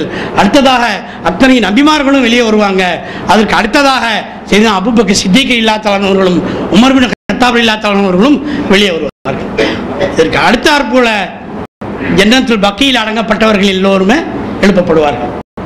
இதற்கு அடுத்தது உலகத்தில் உள்ள மக்கள் அத்தனை பேரும் எழுப்பப்படுகிறார்கள். யௌமுல் ஹஷர், யௌமுல் கியாமா, யௌமுல் தகாபுன் என்று இந்த கியாமத்தினாலுக்கு பல சொற்கள் இருக்குது. அல் வாக்கியா, அல் காரியா, அஸ்ஸாகா என்று கியாமத்தினாலுக்கு குர்ஆனிலேயே கிட்டத்தட்ட 12-20 பேர்கள் இருக்குது. அந்த பேரொன்றை கேள்வி கேட்கப்படும் நாள், அந்த திடுக்கிடும் நாள், நஷ்டமடையும் நாள், அந்த அதாவது நஷ்டமடைந்து விட்டேன் என்று உணரும் நாள் என்று பல பொருட்களில் இருக்கக்கூடிய அந்த கியாமத்தினாலே ஆரம்பித்து விட்டது. மாஷர் மைதானம் இருக்கும். அப்போ பூமி செம்பாக மாற்றப்படுகிறது, சூரியன் கீழே இறங்கி விடுகிறது. அவர்கள் செய்த அந்த நன்மை தீவின பலனுக்கு ஏற்றாப்புல அவர்கள் அந்த சில பேருக்கு கால் வரைக்கும் வேர்வை இருக்கும், சில பேருக்கு முட்டுக்கால் வரைக்கும் வயிறு வரைக்கும், சில பேருக்கு வேர்வையாக மூழ்கிவிடுவார்கள். அம்மணித்து மொழியான ஒரு நேரம், அம்மணித்து மொழியான அந்த நேரம், அந்த நேரத்தில் இணை வைக்கக்கூடியவர்கள் அவர்களும் எப்படி வருவார்கள் சொன்னால் தலைகீழாக வருவார்கள். எல்லோரும் நேராக நடந்து ஓடிக்கொண்டிருப்பார்கள். எல்லோரும் அந்த குறிப்பிட்ட உயரம் பெற்றுவிட்டு, அதாவது சொல்லப்பட்டு அது ஆதமலைச்சான உயரம் அந்த மாஸ்டர்லேயே வந்துவிடும் என்றும் அந்த உயரத்தை ஓடிக்கிட்டு இருப்பார்கள். ஆனால் யாரெல்லாம் பெருமை அளித்தார்களோ அவர்கள் சிறிய உருவமாக 6 இன்ச்சு, அவங்க 6 அடின்னு சொன்னால் இங்கே 6 இன்ச்சு அல்லது 6 அங்குலம், அந்த அங்கலத்தை ஓடிக்கொண்டிருப்பார்கள். அந்த யார் இந்த வேகமாக ஓடுறாங்களோ அவர்கள் காலில் மிதிப்பட்டு கொண்டே ஓடிக்கொண்டிருப்பார்கள். அதே சமயம் இணை வைக்கக்கூடியவர்கள் தலைகீழாக தலையை கொண்டு நடந்து சென்று கொண்டிருப்பார்கள். ஒரு சஹாபி கேட்டாங்க ரசூலுல்லாஹ்ட்ட, யா ரசூலுல்லாஹ் அது எப்படி தலையால் நடந்து போக முடியும்? நாயகம் ஸல்லல்லாஹு அலைஹி வஸல்லம் சொன்னாங்க, காலால் நடக்க வைப்பும் எவனோ அவனை தலையால் நடக்க வைப்பதும் போதுமானவங்க. அந்த நேரத்தில் மாஷர் மைதானத்தின் நிலை எல்லோரும் நீங்கள் கருத்தில் படித்திருக்கலாம். ஆனால் அதுலேயும் நிறைய பேர், சில பேர்கள் முத்து குவியல் மேல் இருப்பார்கள், சில பேர்கள் குறிப்பிட்ட ஒரு 7 பேர் அரிசின் நிலையிலே இருப்பார்கள். இப்படி அந்த மாஷர் மைதானத்துடைய காட்சிகள் நமக்கு பல தகவல் இருக்கிறது. அது எல்லாம் நீங்கள் சரித்திர புத்தகத்திலே நீங்கள் அந்த மாஷர் மைதானத்தை பற்றிய செய்திகள் சொல்லக்கூடிய நூல்களில் நீங்கள் அறிந்து கொள்ளலாம். அதை நான் புதிதாக சொல்ல வேண்டிய விஷயம் இல்லை. ஆனால் நான் மாஷர் மைதானத்தில் நடக்கக்கூடிய அதி முக்கியமான ஒரு விஷயத்தை இன்ஷா அல்லாஹ் இன்றைய பயானுடைய கடைசி கட்டமாக நான் சொல்லி இன்ஷா முடிச்சிடுறேன். இன்று மரியாதைக்குரிய காக்கா அவர்கள் அந்த கிதாப் ஓதுனாங்க, இந்த குர்ஆன் ஓதுனாங்க. இந்த குர்ஆனுடைய ஓதனுடைய அந்த சம்பவம் சூரா மாயிதாவில் 109வது வசனத்தில் இருந்து 118வது வசனம் நான் தெரிந்து கொள்ள வேண்டிய முக்கியமான செய்தி. இன்ஷா அல்லாஹ் அந்த செய்தி நான் சொல்லி முடிச்சிடுறேன். மாஷர் மைதானத்துடைய செய்தி நிறைய இருக்குது. ஆனால் இந்த ஒரு செய்தி அல்லாஹ் சுப்ஹானஹு வ தஆலா தன்னுடைய ஹபீபுடைய உம்மத்தாய் நம்ம மேலே எவ்வளவு பாசம் வைத்திருக்கிறான் என்பது மிகப்பெரிய ஒரு அத்தாட்சியாக இந்த சம்பவம் இருக்கிறதுனால, இந்த சம்பவம் ஏற்கனவே இந்த மஜ்லிஸை சொல்லியிருந்தாலும் கூட இன்று இந்த தலைப்புக்கு ஒரு தோதாக இருக்கிற காரணத்தினால இன்ஷா அல்லாஹ் இந்த சம்பவத்தை நான் உங்களுக்கு சொல்ல ஆசைப்படுறேன். அல்லாஹ் சுப்ஹானஹு வ தஆலா கியாமத்து நாளில் நடக்கக்கூடிய பல செய்திகள் இந்த செய்தியை சொல்லும்போது என்ன செய்கிறான் பாருங்க. கியாமத்துடைய நாளில் குர்ஆன்ல அந்த 109வது வசனம் சொல்கிறான், யௌம யஜ்மஉல்லாஹு ருசுல ஃபயக்கூலு மாதா உஜிப்தும். அன்றைய தினம் அல்லாஹ் தஆலா என்ன செய்கிறான், கியாமத்தில் இத்தனை மக்கள் இருந்தால் கூட முதல் முறையாக நபிமார்களை கூப்பிடுவான். நபிமார்களை கூப்பிட்டு விசாரிக்கலாம். நீங்கள் போனியில் மக்களுக்கெல்லாம் செய்தி எடுத்து வச்சுලා ஒரு ரிசல்ட் என்னன்னு கேட்பான். அல்லாஹ்க்கு தெரியாதா? ஆனால் அல்லாஹ் கேட்குறான் அந்த நபிமார்கள் பார்த்து, நீங்கள் போய் மக்கள் நேர்வழி அழைத்தீர்களே அதனுடைய முடிவு என்ன? இது கேட்டவுடனே எந்த நபியும் யாரில் என்னை கொண்டு இத்தனை பேர் ஈமான் கொண்டாங்க அத்தனை பேர் ஈமான் கொண்டான்னு சொல்ல மாட்டாங்க. எத்தனை நபிமார்கள் ஈமான் கொண்டு இருந்தாங்கல்ல, ஆனால் எல்லாருமே என்ன சொல்லிடுவாங்க, எங்களுக்கு தெரியாது. இன்னைக்கு அந்த அல்லாமல் யாரெல்லாம் மறைவானவைகளே நீ தான் அறிந்தவன், அதனால எங்கள் பின்னால் எத்தனை பேர் ஈமான் கொண்டார்கள் எங்களுக்கு தெரியாது என்று சொல்லிவிடுவார். ஏன் சொல்லணும்? நவுது பில்லாஹி மின்ஹா, நபிமார்கள் என்ன பொய் சொல்கிறாங்களா? நவுது பில்லாஹி இல்லை, நிச்சயமாக இல்லை. ஏன் சொல்கிறாங்கன்னு சொன்னால் வெளிப்புறமாக எங்களை ஈமான் கொண்டிருந்தாங்க, ஆனால் உள்ளுக்குள்ள உண்மையிலேயே அவர்கள் ஈமான் கொண்டிருந்தார்களா? அவர்கள் எத்தனை பேர் நிஃபாக்ல இருந்தாங்க, எத்தனை முனாஃபிக்கா இருந்தாங்க, அவருடைய ஈமான் உண்மையா இருந்தாங்க கல்புள்ள விஷயம்னா எங்களுக்கு தெரியாது. மறைவானை பற்றி நீ தான் யாரெல்லாம் அறிஞ்சவன், அதனால எங்களுக்கு தெரியாதுன்றோம். இது நபிமாருடைய பணிவை காமிக்குது. நாம இன்னைக்கு உடைய படிப்பனையா இருக்குது. எவ்வளோ பேர் பார்க்குறோமா இல்லையா? இவன் அதனால தான் அப்படி செஞ்சிருப்பான், இவன் இதனால தான் அப்படி செஞ்சிருப்பான்னு சொல்லி நாமளாம் ஒரு மனசில் உள்ள நம்ம சொல்கிறோமா இல்லையா? ஆனால் நபிமார் என்ன சொல்கிறாங்க, ஈமான் கொண்டதை கூட எங்களுக்கு தெரியாதுன்றாங்க. அடுத்தாப்புல அல்லாஹ் தஆலா என்ன செய்யறான், சூரா மாயிதா சம்பவம் அதில் ஈசா அலைஹிஸ்ஸலாம் பார்க்குறோம். அதில் ஈசா அலைஹிஸ்ஸலாம் பார்த்து, ஈசா அவர்களே நீங்கள் நினைவு கூறுங்க, உங்களுக்கும் உங்களுடைய தாயாருக்கு நான் எவ்வளவு உபகாரம் செய்திருக்கிறேன். உங்களுக்கு நான் அந்த ரூஹுல் குதுஸை கொண்டு பலப்படுத்தினேன். உங்களுக்கு குழந்தையா இருக்கும்போது நான் பேச வைத்தேன். உங்களுக்கு இறந்தவர்களை உயிர்ப்பிக்கக்கூடிய ஆற்றலை கொடுத்தேன். களிமண்ணால் புறாவை செய்து நீங்கள் உயிர் கொடுக்க ஊதினீர்கள், அது உயிர் பெற்றது. உங்களுடைய இந்த உம்மத்தவர்கள் உங்களுக்கு நல்ல ஹவாயின்களை உங்களுக்கு ஏற்படுத்தி கொடுத்தேன். அந்த ஹவாயின்கள் வானத்திலிருந்து உணவு வேணும்னு கேட்டாங்க. நீங்க உடனே என்று துவா செஞ்சீங்க. வருது கால ஐசா அல்லாஹும் ரப்பி அஞ்சலி மாயிரத்து மினத் சமாஇ தகுன ஈதல்லி அவ்வளினா வாஹின வாயத்துமில் பர்சுக்குனா அந்த ஹைரு ராஜிகின். யா அல்லாஹ், நீ வானத்திலிருந்து எங்களுக்கு ஒரு உணவு தட்டை இறக்கி வைப்பாயாக. அந்த உணவு தட்டை இறக்கி வைக்கக்கூடிய நாளில் நாங்கள் ஒரு அத்தாச்சாவும் ஒரு பெருநாளாகவும் கொண்டாடுவோம்னு சொல்றாங்க. கண்ணியத்திற்குரியவர்களே, இந்த ஒரு வசனம் தான் சுன்னத்துல் ஜமாஅத்துல் அகீதா நாயகம் ஸல்லல்லாஹு அலைஹி வஸல்லம் அவருடைய பிறந்த நாளை பெருநாளாக கொண்டாடுவது. சோத்து தட்டு கீழே வந்ததுக்கு இறங்கி வந்ததுக்கு பெருநாள் கொண்டாடுறோம். ஈசா அலைஹிஸ்ஸலாம் கேட்குறாங்க, கண்மணி நாம் ஸல்லல்லாஹு அலைஹி வஸல்லம் இறங்கி வந்ததுக்கு பெருநாளாக கொண்டாடக்கூடாதா? அதுக்காகத்தான் நம்ம மீலாது விழாக்கள் நம்ம கொண்டாடுறோம். உங்களுக்கு அப்ப இந்த துவா செய்தீர்கள், நாம் உங்களுக்கு உணவு தட்டெல்லாம் இறக்கி வைத்தோம் என்று அல்லாஹ் தஆலா செய்த உபகாரங்களை எல்லாம் சொல்லிட்டு கடைத்து அதே அல்லாஹ் அதில் ஈசா அலைஹிஸ்ஸலாம் பார்த்து கேட்கலாம். ஈசா அலைஹிஸ்ஸலாம் பார்த்து கேட்கலாம், இது கால அல்லாஹ் யா ஈசா இப்னு மரியம் அந்த குத்தல் இன்னாசி தஹீதுனி உம்மியா இலாஹினி மின் துனில்லாஹ். அதில் ஈசா அலைஹிஸ்ஸலாம் அவர்களே, நீங்க என்ன எடுத்து உங்களையும் உங்களுடைய தாயாரையும் வணக்கத்துக்குரிய எடுத்துக்கொள்ள நீங்க சொன்னீங்களா என்று அன்று அல்லாஹ் சுப்ஹானஹு வ தஆலா அதை ஈசா அலைஹிஸ்ஸலாம் பார்த்து கேட்பான். இப்போ ஹஜ்ரத் ஈசா அலைஹிஸ்ஸலாம் பார்த்து அல்லாஹ் தஆலா கேட்கலாம், நீங்க இந்த மாதிரி சொன்னீங்களா? ஏன் அல்லாஹ் சொல்லணும்? இதே சூரா மாயிதாவுடைய முந்தின ஒரு வசனம் 72வது வசனம் புரியுங்களாக்கு அங்கே அல்லாஹவே சொல்றான், தக்கது கஃபரல்லதீன காலு இன்னல்லாஹு மஸீஹ் இப்னு மரியம் வகாலல் மஸீஹ் யா பனி இஸ்ராயீல் அஅ்புதுல்லாஹ் ரப்பி வ ரப்பக்கும். அதாவது யார் ஹஜ்ரத் ஈசா அலைஹிஸ்ஸலாம் அவர்கள் அல்லாஹ்னு சொன்னாங்களோ அவங்க குஃப்ரில் விழுந்துட்டாங்க. ஈசா அலைஹிஸ்ஸலாம் சொன்னாங்க அஅ்புதுல்லாஹ் ரப்பி வ ரப்பக்கும், நீங்க அல்லாஹ்வை வணங்குங்கள், அவன் என்னுடைய இரட்சகனும் உங்களுடைய இரட்சகனாக இருக்கிறான் என்று அது ஈசா அலைஹிஸ்ஸலாம் சொன்னாங்க. 72வது வசனத்தில் சொல்லக்கூடிய அல்லாஹ்வே இங்க 109வது வசனம், அதாவது 116வது வசனம் 10வது வசனத்தில் ஈசா அலைஹிஸ்ஸலாம் பற்றி கேட்குறான், நீங்க அந்த மாதிரி சொன்னீங்களா அப்படின்னு கேட்குறான். என்ன காரணம்? ஏன்னு சொன்னா அதில் ஈசா அலைஹிஸ்ஸலாம் மூலமாகவே இந்த நசராக்களுக்கு அந்த கியாமத்தினால இருக்கிறாங்களே அவங்களுக்கு உண்மை உணர வைக்க வேண்டும். ஒரு ஆள் வர்றாரு, இவர் சொல்றாரு, காக்கா உங்களுக்கு விஷயம் தெரியுமா, இவர் இந்த ஒரு சீரட் குடிக்கிறாருன்னு சொல்றாரு. நான் சொல்றேன், இல்லைங்க அவ்வளோ சீரட்லாம் குடிக்க மாட்டானுங்க. சொல்லியா சீரட்டை குடிக்கிறா கேட்குறேன். நான் கேட்கறது எதுக்காக? அவர் சந்தேகப்பட்டு கேட்கல, இவருக்கு நிரூபிக்கிறதுக்கு அவர் வாயில இருந்த இல்லையா காக்கா நான் அப்படிலாம் இல்லைன்னு சொல்லணும் பத்திலா குடிச்சிருக்காருன்னு நேரடியாக நிரூபிக்கிறது. இப்போ அந்த கியாமத் நாளில் அல்லாஹ் தஆலா மாலிகி யௌமித்தீன் தீர்ப்பு நாடு அதிபதி நியாயமாக நடக்கக்கூடியவன். அன்று அந்த நசாராக்கள் அதில் ஈசா அலைஹிஸ்ஸலாம் எங்களை வணங்க சொன்னாங்க, எங்களை கடவுளை வணங்க சொன்னாங்க, இன்னைக்கு சொல்றாங்களா இல்லையா?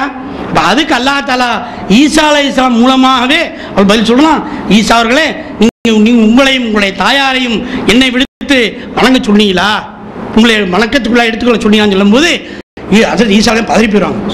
சுபஹானக கால சுபஹானக, எல்லாம் நீ பரிசுத்தமானவன், எனக்கு உரிமை இல்லாத ஒன்றையா நான் சொல்லுவேன், அப்படியே நான் சொல்லியிருந்தாலும் உனக்கு தெரியாமையா இருக்கும், என் மனசில் உள்ளது நீ அறிவாய், ஆனால் உன் மனசில் உள்ளது நான் அறிய மாட்டேன் என்று ஹஜ்ரத் ஈசா அலைஹிஸ்ஸலாம் சொல்லுவாங்க. ஏன் மனசில் உள்ள நீ அறிவாய்ன்னு சொன்னா, நான் மனசால கூட அந்த மாதிரி நினைக்கிறேங்கிறது நீ அறிவாய், மனசில் நினைச்சா நமக்கு தெரியாது, ஆனால் மனசால ஹஜ்ரத் ஈசா அலைஹிஸ்ஸலாம் நவுதுபில்லாஹ் நினைச்சிருந்தா அல்லாஹ் தெரியுமா இல்லையா?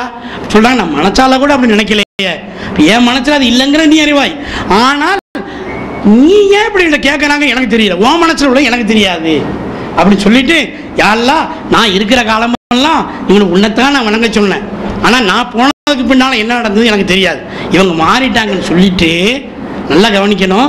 இப்போதான் ஹஜ்ரத் ஈசா அலைஹிஸ்ஸலாம் கடைசியாக தன்னுடைய உம்மத்தை இப்படி அநியாயம் பண்ணிட்டார்களே, இப்படி குஃப்ரில் விழுந்துட்டார்களே என்று ஆதங்கப்பட்டு இந்த தன்னுடைய உம்மத்துக்காக ஒரு சிபாரிசு பண்றாங்க, துவா செய்யல, ஒரு சிபார் ஆதங்க சொல்றாங்க, இன் துஅதிபுஹும் ஃபஇன்னஹும் இபாதுக் வ இன் தக்ஃபிர் லஹும் ஃபஇன்னக அன்தல் அஸீஸுல் ஹக்கீம் என்ற அந்த வசனத்தை சொல்றாங்க. அதான் அவர் ஓதுன 118வது வசனம்.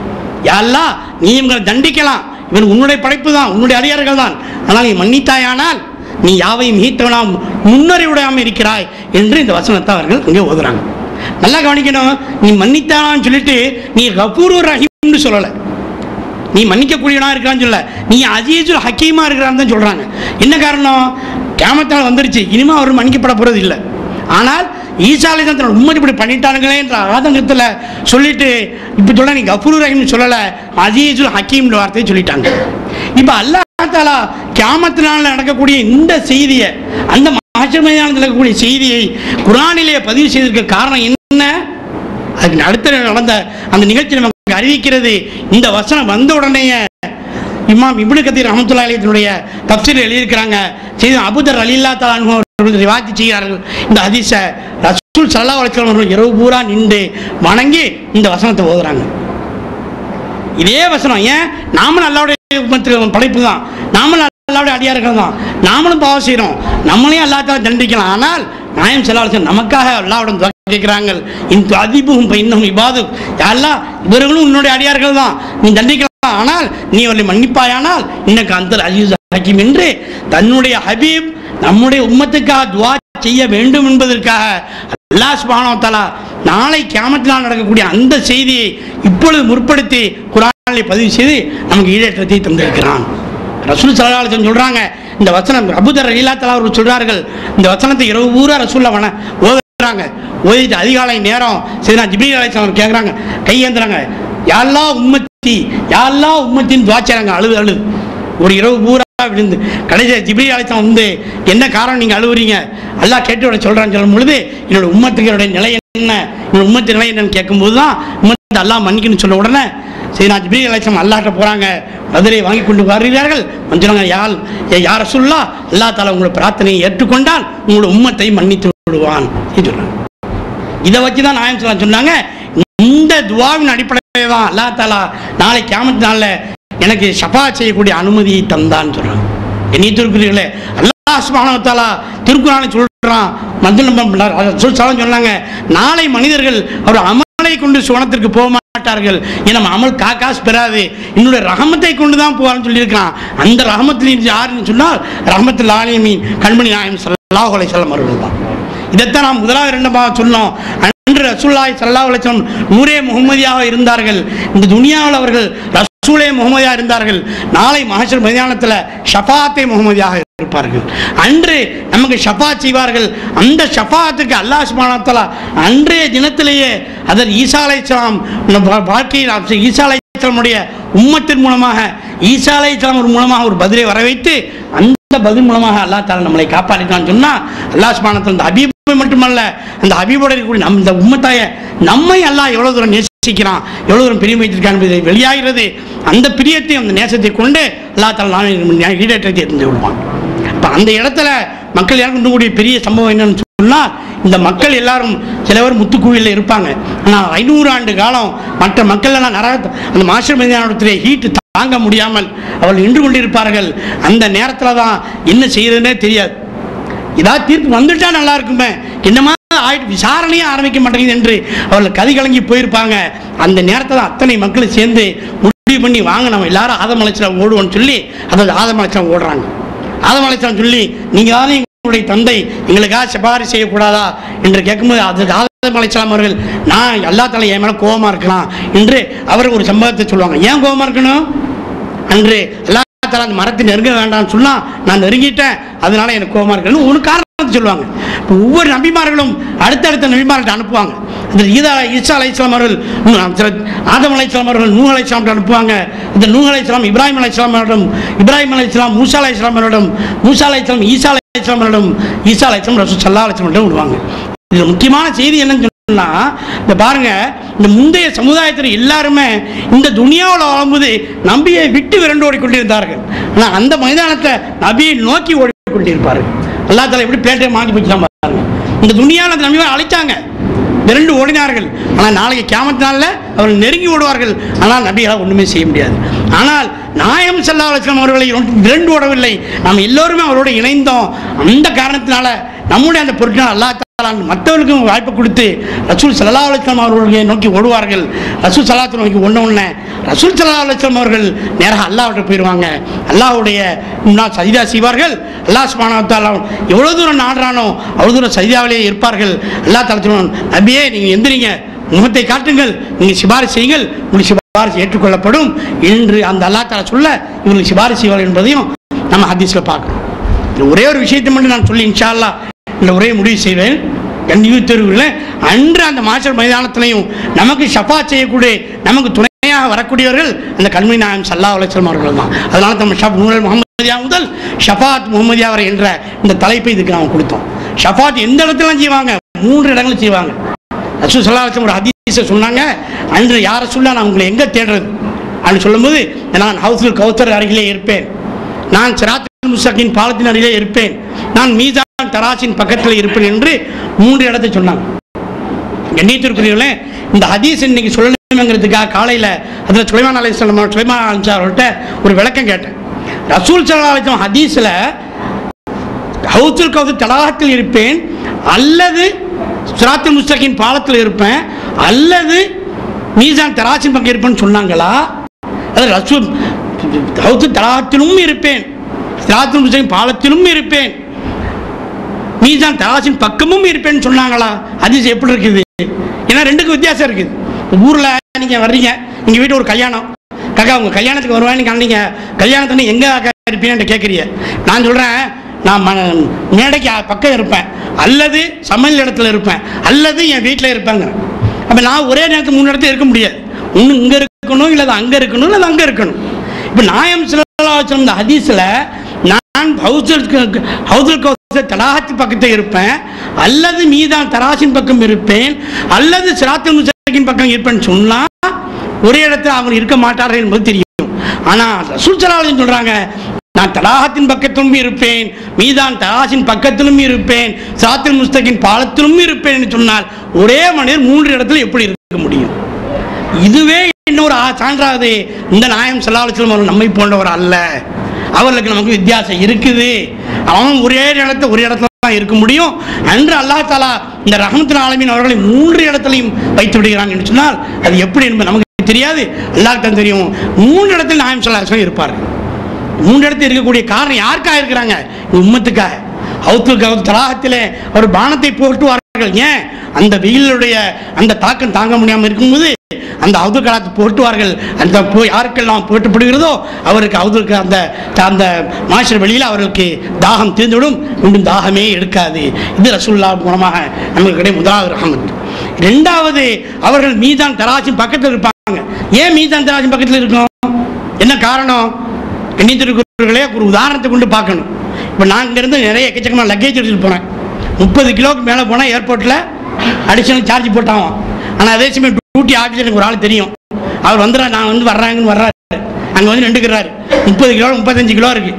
அந்த அம்மா செக்கிங் பண்ணுற அம்மா பார்க்க ஒரு மாதிரியா இருப்பார். அந்த மாதிரி தான் அனுப்பிவிடுன்னு சொன்னால் என்ன செய்யும்? அந்த அம்மா போங்கன்னா அனுப்பிவிட்டுரும். அப்போ நாயகம் ஸல்லல்லாஹு அலைஹி வஸல்லம் அவர்கள் நாம் அங்கே போய் நிற்கும் பொழுது நம்முடைய தராசு தள்ளாடி கொண்டிருக்கிற அந்த நேரத்தில் என்னுடைய நிலைமை இருக்கும்போது அல்லாஹ் ரசூல் ஸல்லல்லாஹு அலைஹி வஸல்லம், யா அல்லாஹ், ஏன் என்ன வேணும்?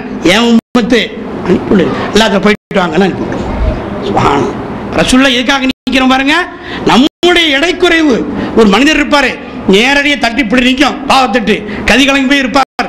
அப்போ நாயகம் ஸல்லல்லாஹு அலைஹி வஸல்லம் சொல்லுவாங்க, என்னுடைய உம்மத்தே, என்னுடைய அடியார், என்னுடைய சகோதரனே, நீ பயப்பட வேணாம். நீ என் மேலே ஒரு தாளை எடுப்பாங்க, நூறாணியத்தை ஒரு தாளை எடுத்து தராசில் போடுவாங்க. என்ன இது? நீர் என் மீது சொன்னீரே செலவாத்து, அதை எல்லாம் நான் உனக்காக பாதுகாத்து வைத்திருந்தேன், இன்று நான் அதை போடுகிறேன், தட்டு நேராக வந்துடும், போங்க சொல்லி வந்து நல்லா. அப்போ எப்படி இங்கே லோக்கல் இதுக்கே நமக்கு டியூட்டி ஆஃபீஸர் வேலை வந்தால் பரவாயில்லன்னு தோணுதா இல்லையா? அந்த மாதிரி அன்று நாயகம் ஸல்லல்லாஹு அலைஹி வஸல்லம் அவர்கள் மீதான் தராசின் பக்கத்திலே இருப்பார்கள். நாம் போகும்போது நம்முடைய இடைக்குறைவு ஏற்படும், நம்முடைய பாவத்தின் மூட்டை அதனால் இருந்தால் அங்கே ரசூல் ஸல்லல்லாஹு அலைஹி வஸல்லம் மக்கா ஷபா செய்வார், யா அல்லாஹ் என்னுடைய உம்மத்தை அனுப்பிவிடுவார் என்று அங்கே அவர்கள் உள்ளே அழைத்து செல்லப்படுவார்கள். அதே மாதிரி சிராத்துல் முஸ்தகீம் பாலத்தில் நாமல் அந்த தடுமாறி கொண்டிருக்கும் பொழுது நாயகம் ஸல்லல்லாஹு அலைஹி வஸல்லம் வாரக்கான அந்த கரங்கள் மூலமாக போ உள்ளகன்னு தள்ளி விட்டுருவாங்க. பார்க்கணும், சென்னை ஏர்போர்ட்லேருந்து வரும்பொழுது இமிகிரேஷன் ரெக்கார்டு அது ப்ராப்ளம் இருக்கும் இமிகிரேஷனில். அப்போ யாராங்க நம்ம போலீஸ்காரங்களும் தெரிஞ்சவர் இருப்பார், அதிகாரி இருந்தாலும் என்ன செய்வார், வாங்க நான் பார்த்துக்கிறேன்னு ஏர்போர்ட்டுக்கு வந்துடுவார். என்ன செய்வார்? அவங்க நம்ம தெரிஞ்சாலும் தான் அங்கே நல்லா பார்ப்பான், அயோக்கிய பயல போகலாமா, யாரெல்லாம் என்ன விஷயம், என் உம்மத்து என்ன செய்யணும், அனுப்பி வா போயிட்டு வாங்க பிஸ்மில்லா. தன்னுடைய ரஹமத்து சொல்ல சொல்ல அல்லாஹ் சுப்ஹானஹு வ தஆலா உள்ள அனுப்பிட்டே இருப்பான். அந்த வாய்ப்பு அல்லாஹ் சுப்ஹானஹு வ தஆலா நம்ம அனைவருக்கும் செய்வானாக. நாயகம் ஸல்லல்லாஹு அலைஹி வஸல்லம் இந்த ஷஃபாத்தை கொண்டு இந்த சுவனத்தை அடையக்கூடிய தௌஃபீக் அல்லாஹ் தஆலா நமக்கு தருவானாக. சுவனமும் நரகமும் இருக்கிறது. இன்று 12ஆம் இன்னும் பேச 1/2 மணி நேரம் வண்டி ஓடிக்கிட்டு இருக்கோம். இன்ஷா அல்லாஹ் வரக்கூடிய வாரத்தில் இந்த 12ஆம் பாகத்தை 12A என்று வைத்துக்கொண்டு 12BA இன்ஷா அல்லாஹ் வரக்கூடிய புத்தகங்களை வைத்துக் கொள்ளலாம். இவரை கேட்டதுக்கு நான் கொஞ்சம் அதிகம் நேரம் எடுத்ததுக்காக நம்ம மீண்டும் மன்னிப்பு கேட்டுக்கொள்கிறேன். ஏன்னா எனக்கு எதையும் சுருக்கிறதுக்கு மனசு வர மாட்டேங்குது. எல்லாத்தையும் சொல்ல வேண்டிய இருக்கிறது. இருந்தாலும் சற்று நேரம் நல்ல வகையில் கேட்பதற்கு கொஞ்சம் ஒரு நேரத்தை கொஞ்சம் அதிகப்படுத்த தப்பு கிடையாது. வியாபாரத்துக்கு போகிறோம், லோக்கலில் லாபம் கிடைக்க போகுது, அரை மணி நேரம் மீட்டிங் கூட ஒரு 5 நிமிஷம் மீட்டிங் வந்த ஆள் அனுப்பி விட்டுறீங்களா? நீ அரை மணி நேரத்துக்குள்ள என் பொருளை வாங்கலை, இப்போ நான் உனக்கு விற்க மாட்டேன் போன அனுப்பிடுவீங்களா? இன்னும் 10 நிமிஷம் இருந்தால் பரவாயில்ல, அப்போ எப்படியா வித்துறன்னு முயற்சி பண்ணுவோமா இல்லையா? இப்போ துணியாவில் லாபம் வரும் சொன்னால் எக்ஸ்ட்ரா 10 நிமிஷம் இருக்கிறோம். ஆகிரத்தில் லாபத்துக்காக எக்ஸ்ட்ரா 10 நிமிஷம் இருக்கிறது தப்பு கிடையாது. சவுர் செய்து கொண்டு இருந்ததுக்கு எல்லோருக்கும் நன்றி. அதே சமயம் நான் மன்னிப்பும் கேட்டுக்கொள்கிறேன். வாஹிரு தானான் அல்ஹம்துலில்லாஹி ரப்பில் ஆலமீன். ونستعينه ونستغفره ونؤمن به ونتوكل عليه ونعوذ بالله من شرور أنفسنا ومن سيئات أعمالنا من يهده الله فلا مضل له ومن يضلل فلا هادي له ونشهد أن لا إله إلا الله وحده لا شريك له ونشهد أن سيدنا وسندنا ونبينا مولانا محمد عبده ورسوله فصلى الله تعالى عليه وعلى آله وأصحابه وبارك وسلم تسليما كثيرا كثيرا. أما بعد أعوذ بالله من الشيطان الرجيم. بسم الله الرحمن الرحيم.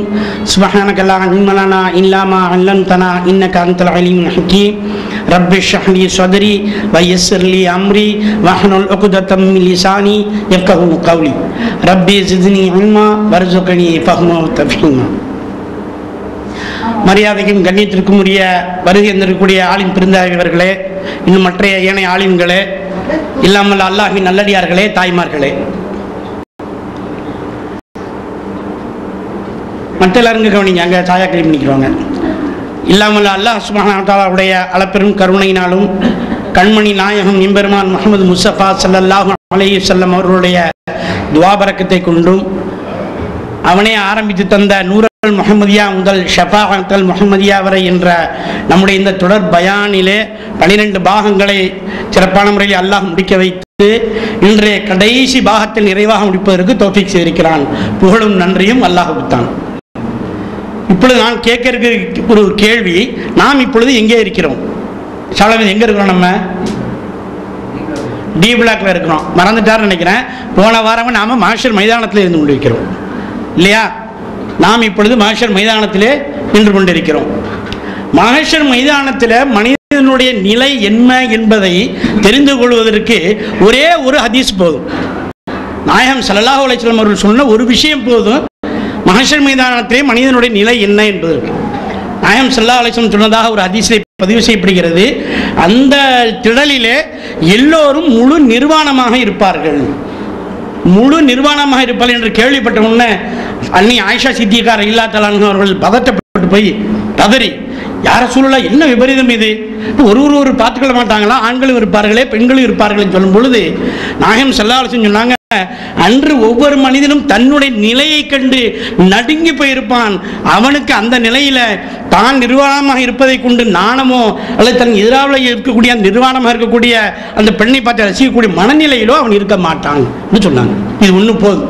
இன்னைக்கு துனியாவிலேயே பார்க்குறோம், ஒரு ஆள் டிவி பார்த்துக்கிட்டு இருக்காரு, டிவியில் ஒரு ஸ்போர்ட்ஸ் ஓடுது, சினிமா ஓடுகிறது, ஆனால் இவருடைய சிந்தனைலாம் அங்கே இல்லை. ஏன்? இவருக்கு ஒரு டென்ஷன், ஒரு வியாபாரத்துக்கு ஒரு பிரச்சனை, குடும்ப பிரச்சனை, கடுமையான ஒரு துக்கத்தில் இருப்பார். கண்கள் டிவியை பார்த்துக்கிட்டு தான் இருக்கும், ஆனால் கண்கள் பார்க்கிறதை தவிர கல்பு பார்க்கவில்லை. அவருடைய சிந்தனை எல்லாம் அந்த நடிகை போய் அந்த பிரச்சனைகள் இருக்குது. சில சமயம் நாமளும் பார்ப்போம், பேசிக்கிட்டே இருப்போம், காது கொடுத்து கேட்க மாட்டாங்க. என்னப்பா உன் கவனம் எங்கேயோ இருக்குதுன்னு சொல்லுவோம் இல்லையா? அப்போ இங்கே துனியாவில் உள்ள அற்ப காரணங்களுக்காகவே மனிதன் நிம்மதி இழந்தவனாக தன் எதிரிலேயே நடக்கக்கூடியதை பார்க்கக்கூடிய நிலையில் இருக்கும் பொழுது மஹ்ஷர் மைதானத்தில் நம்முடைய நிலைமை என்னவோ ஏதோ என்று கேட்டுக்கொள்ளக்கூடிய அந்த நிலையில் இருக்கும்போது அவனுக்கு அது தோணாது. இந்த துனியாவில் உடம்பையெல்லாம் அந்த பெண் முழுமையாக மறைத்து முகம் மட்டும் தெரிந்தா கூட இந்த முகமே இவ்வளவு அழகா இருக்கிறது, முகத்திற்கு பின்னால் இவருடைய வடிவம் எப்படி இருக்கும் என்று கற்பனையிலே காமுறக்கூடிய அந்த நிலை இங்கே இருக்கிறது. ஆனால் அங்கே தன் எதிரே நிர்வாணமாக இருந்தால் கூட தன்னுடைய நிலையின் நடுக்கத்தில் அந்த நிர்வாணத்தை பார்க்கக்கூடிய மனநிலையிலே மனிதன் இருக்க மாட்டான். அப்போ மஹ்ஷர் மைதானத்தில் மனிதன் அந்த நிலையில எவ்வளவு காலம் இருப்பான்? மர்ஹூம் அன்வர் அல்லாஹ் அவர்கள் மரணமடைந்தவர் அவர் சொன்னாங்க, 500 வருட காலங்கள் அந்த மஹ்ஷர் மைதானத்தில் இருப்பார். 500 வருட காலங்கள் மஹ்ஷர் மைதானத்திலே மக்கள் நின்று கொண்டிருப்பார்கள். அது மட்டுமல்ல, நம்ம எல்லாமே கேள்விப்பட்ட பிரபலமான ஹதீஸ், மக்கள் எல்லாம் திரண்டு ஓடி போய் அதில் ஆதம் அலைஹிஸ்ஸலாம் சொல்வார்கள், நீங்கள் சிபாரிசு பண்ணுங்கன்னு சொல்லி, அடுத்தது நீங்கள் தான் எங்களுடைய தந்தை என்றெல்லாம் புகழ்ந்து, அதில் ஆதம் அலைஹிஸ்ஸலாம் அவர்கள் நூஹ் அலைஹிஸ்ஸலாம் சாட்டி விடுவாங்க, நூஹ் அலைஹிஸ்ஸலாம் அவர்கள் இப்ராஹிம் அலைஹிஸ்ஸலாமை, அதில் இப்ராஹிம் அலைஹிஸ்ஸலாம் அவர்கள் மூசா அலைஹிஸ்ஸலாம் அவர்களை, அதில் மூசா அலைஹிஸ்ஸலாம் அவர்கள் ஈசா அலைஹிஸ்ஸலாம் அவர்களை எல்லாம் ஊரெல்லாம் சாட்டி விடுவார் என்ற ஹதீஸ் நீங்கள் கேள்விப்பட்டதுதான். ஏன் சாட்டி விடுறாங்க? அல்லாஹ் தஆலா மன்னிக்கணும்னு சொல்லி என்பதற்காக இல்லை, ஏன்னா இன்னும் விசாரணையும் ஆரம்பிக்கலை. அந்த மக்கள் சொல்லுவாங்க, இப்படி 500 வருட காலமாக இப்படி இந்த வெயிலில் கடுமையான இந்த தாக்கத்தில் நாம் நின்று கொண்டிருக்கிறோமே, அதனால் அல்லாஹ் தஆலா முதல்ல விசாரிக்க சொல்லுங்க, விசாரணையை துவங்க சொல்லுங்கள். நம்முடைய நசீபு தக்தீர் சொர்க்கமோ நரகமோ முதல்ல விசாரணை செஞ்சிடட்டும். இந்த துனியாவுடைய அலுவலகத்தில் எங்கேயோ நம்ம ஒரு தப்பு பண்ணிடுறோம், நமக்கு மனநிலை எப்படி வந்துடும்? இந்த தப்பை விசாரிச்சிடணும். அது தந்தையோ அல்லது மேலதிகாரியோ அல்லது ஆசிரியரோ அல்லது பொண்டாட்டியோ ஒரு தப்பு பண்ணிட்டா அந்த தப்பை மாட்டிக்கிட்டுன்னு சொன்னா 500 வருட காலம் 50,000 ஏன்னா அந்த அன்பர் அவ்வளோக்கு சீடி தந்தது அவர் தான் சொன்னால் சரியாக கூட இருக்கலாம். 50,000 ஆண்டு காலமாக இருக்கலாம். அல்ஹம்துலில்லாஹ், நன்றி, ஜஸாக்கல்லாஹ் ஹைர். அப்போ அத்தனை வருஷம் இருக்கிறவங்க அதுக்கு மேலே தாங்க முடியாம தீர்ப்பை ஆரம்பிங்க, விசாரணை ஆரம்பிக்க சொல்லுங்க அல்லாஹ் சொல்லி, அப்படிங்கிறதுக்காகத்தான் அவர்களும் போகிறார் என்று அந்த அன்வர் அவுலாக்கி அவர்கள் சொல்றாங்க. துனியாலே பார்க்குறோமா இல்லையா? நான் இப்போ சொல்ல வந்த உதாரணம் அதுதான். ஒரு தவறு செய்துட்டோம் சொன்னால் அதற்கு சம்பந்தப்பட்ட நம்மளுடைய அதிகாரி மேலதிகாரி, அந்த மேலதிகாரி தந்தையாகவும் இருக்கலாம், ஆசிரியராகவும் இருக்கலாம், ஆஃபீஸ் மேனேஜராக இருக்கலாம், வீட்டு மேலதிகாரியாகவும் இருக்கலாம். அது முதல் விசாரிச்சுட்டா போதும். இல்லைன்னா உருன்னு உட்காந்துக்கிட்டு தான் நமக்கு இங்கே விருன்னு அடிக்கிட்டே இருக்கும் இல்லையா? பார்க்கத்தானே செய்யணும், வீட்டுக்கு வீடு வாசப்படி தீக்கிற பார்த்தா தெரியுது. இப்போ அந்த மாதிரி நிலையில் விசாரணை ஆரம்பித்தால் போதும், விசாரிக்க ஆரம்பித்தால் போதும் என்ற இந்த நிலைமையில் மாஸ்டர் இருப்பார்கள். ஆனால் அப்படிப்பட்ட நிலையிலையும் அந்த முத்துக்குயில் மீது சில நபர்கள் இருப்பார்கள். யார் அந்த நபர்கள்? மக்கள் கேட்குறாங்க, இவர்கள் யாரு? நபிமார்களா? முகங்கள்லாம் இவ்வளவு தெளிவாக அழகா இருக்குதே, யார் இவர்கள் கேட்கும் பொழுது தான் சொல்லப்படும், இவர்கள் நபிமார்கள் அல்ல, இவர்கள் ஒருவர் யாருக்குமே தெரியாது. ஆனால் எல்லோருமே ஒரு இடத்துல கூடினார்கள், ஜீபுலாக்கிலே கூடினார்கள், அல்லாஹ்வையும் அல்லாஹ்வுடைய ரசூலையும் அல்லாஹ்வுடைய மார்க்கத்தின் நிறைவேற்றுவதற்காக. அல்லாஹ் சுப்ஹானஹு அந்த கூட்டத்தில் உள்ள நம்மை ஆக்கிடுவான். இன்னொரு பக்கம் பார்க்கும் பொழுது அல்லாஹ் சுப்ஹானஹு அந்த அர்ஷுடைய நிழல் கொடுக்கக்கூடிய 7 பேர்கள், அந்த 7 பேர்களும் நீதிமிக்க அரசர். அதிசயம் உங்களுக்கு தெரியும், நீதிமிக்க அரசர், இள வயதிலேயே மார்க்கத்தில் பேணக்கூடிய ஒரு வாலிபன், பள்ளிவாசலோடு தொடர்பு இருக்கக்கூடியவர், உயர்ந்த குலத்து பெண்மணி தன்னை ஜினாவுக்கு அழைத்தும் அதை நிராகரித்துக் கொண்ட ஒரு மனிதர், அல்லாஹுக்காக ஒருவர் நேசிக்கக்கூடியவர், வலதுபுறம் கொடுப்பது இடகைக்கு தெரியாமல் கொடுக்கக்கூடிய தர்மவாளி, இப்படிப்பட்டவர்கள் எல்லாம் அந்த அரசு நிலையில் இருப்பாங்க. அவங்களை தவிர்த்து மற்ற மக்கள் தான் இப்படி ஓடி போய் சீக்கிரம் விசாரணை ஆரம்பிக்குன்னு சொல்லி அவர்களிடம் முறையிட்டுக் கொண்டிருப்பார்கள். அல்லாஹ் சுப்ஹானஹு வ தஆலா இப்பொழுது விசாரணையை துவங்க போகிறான்.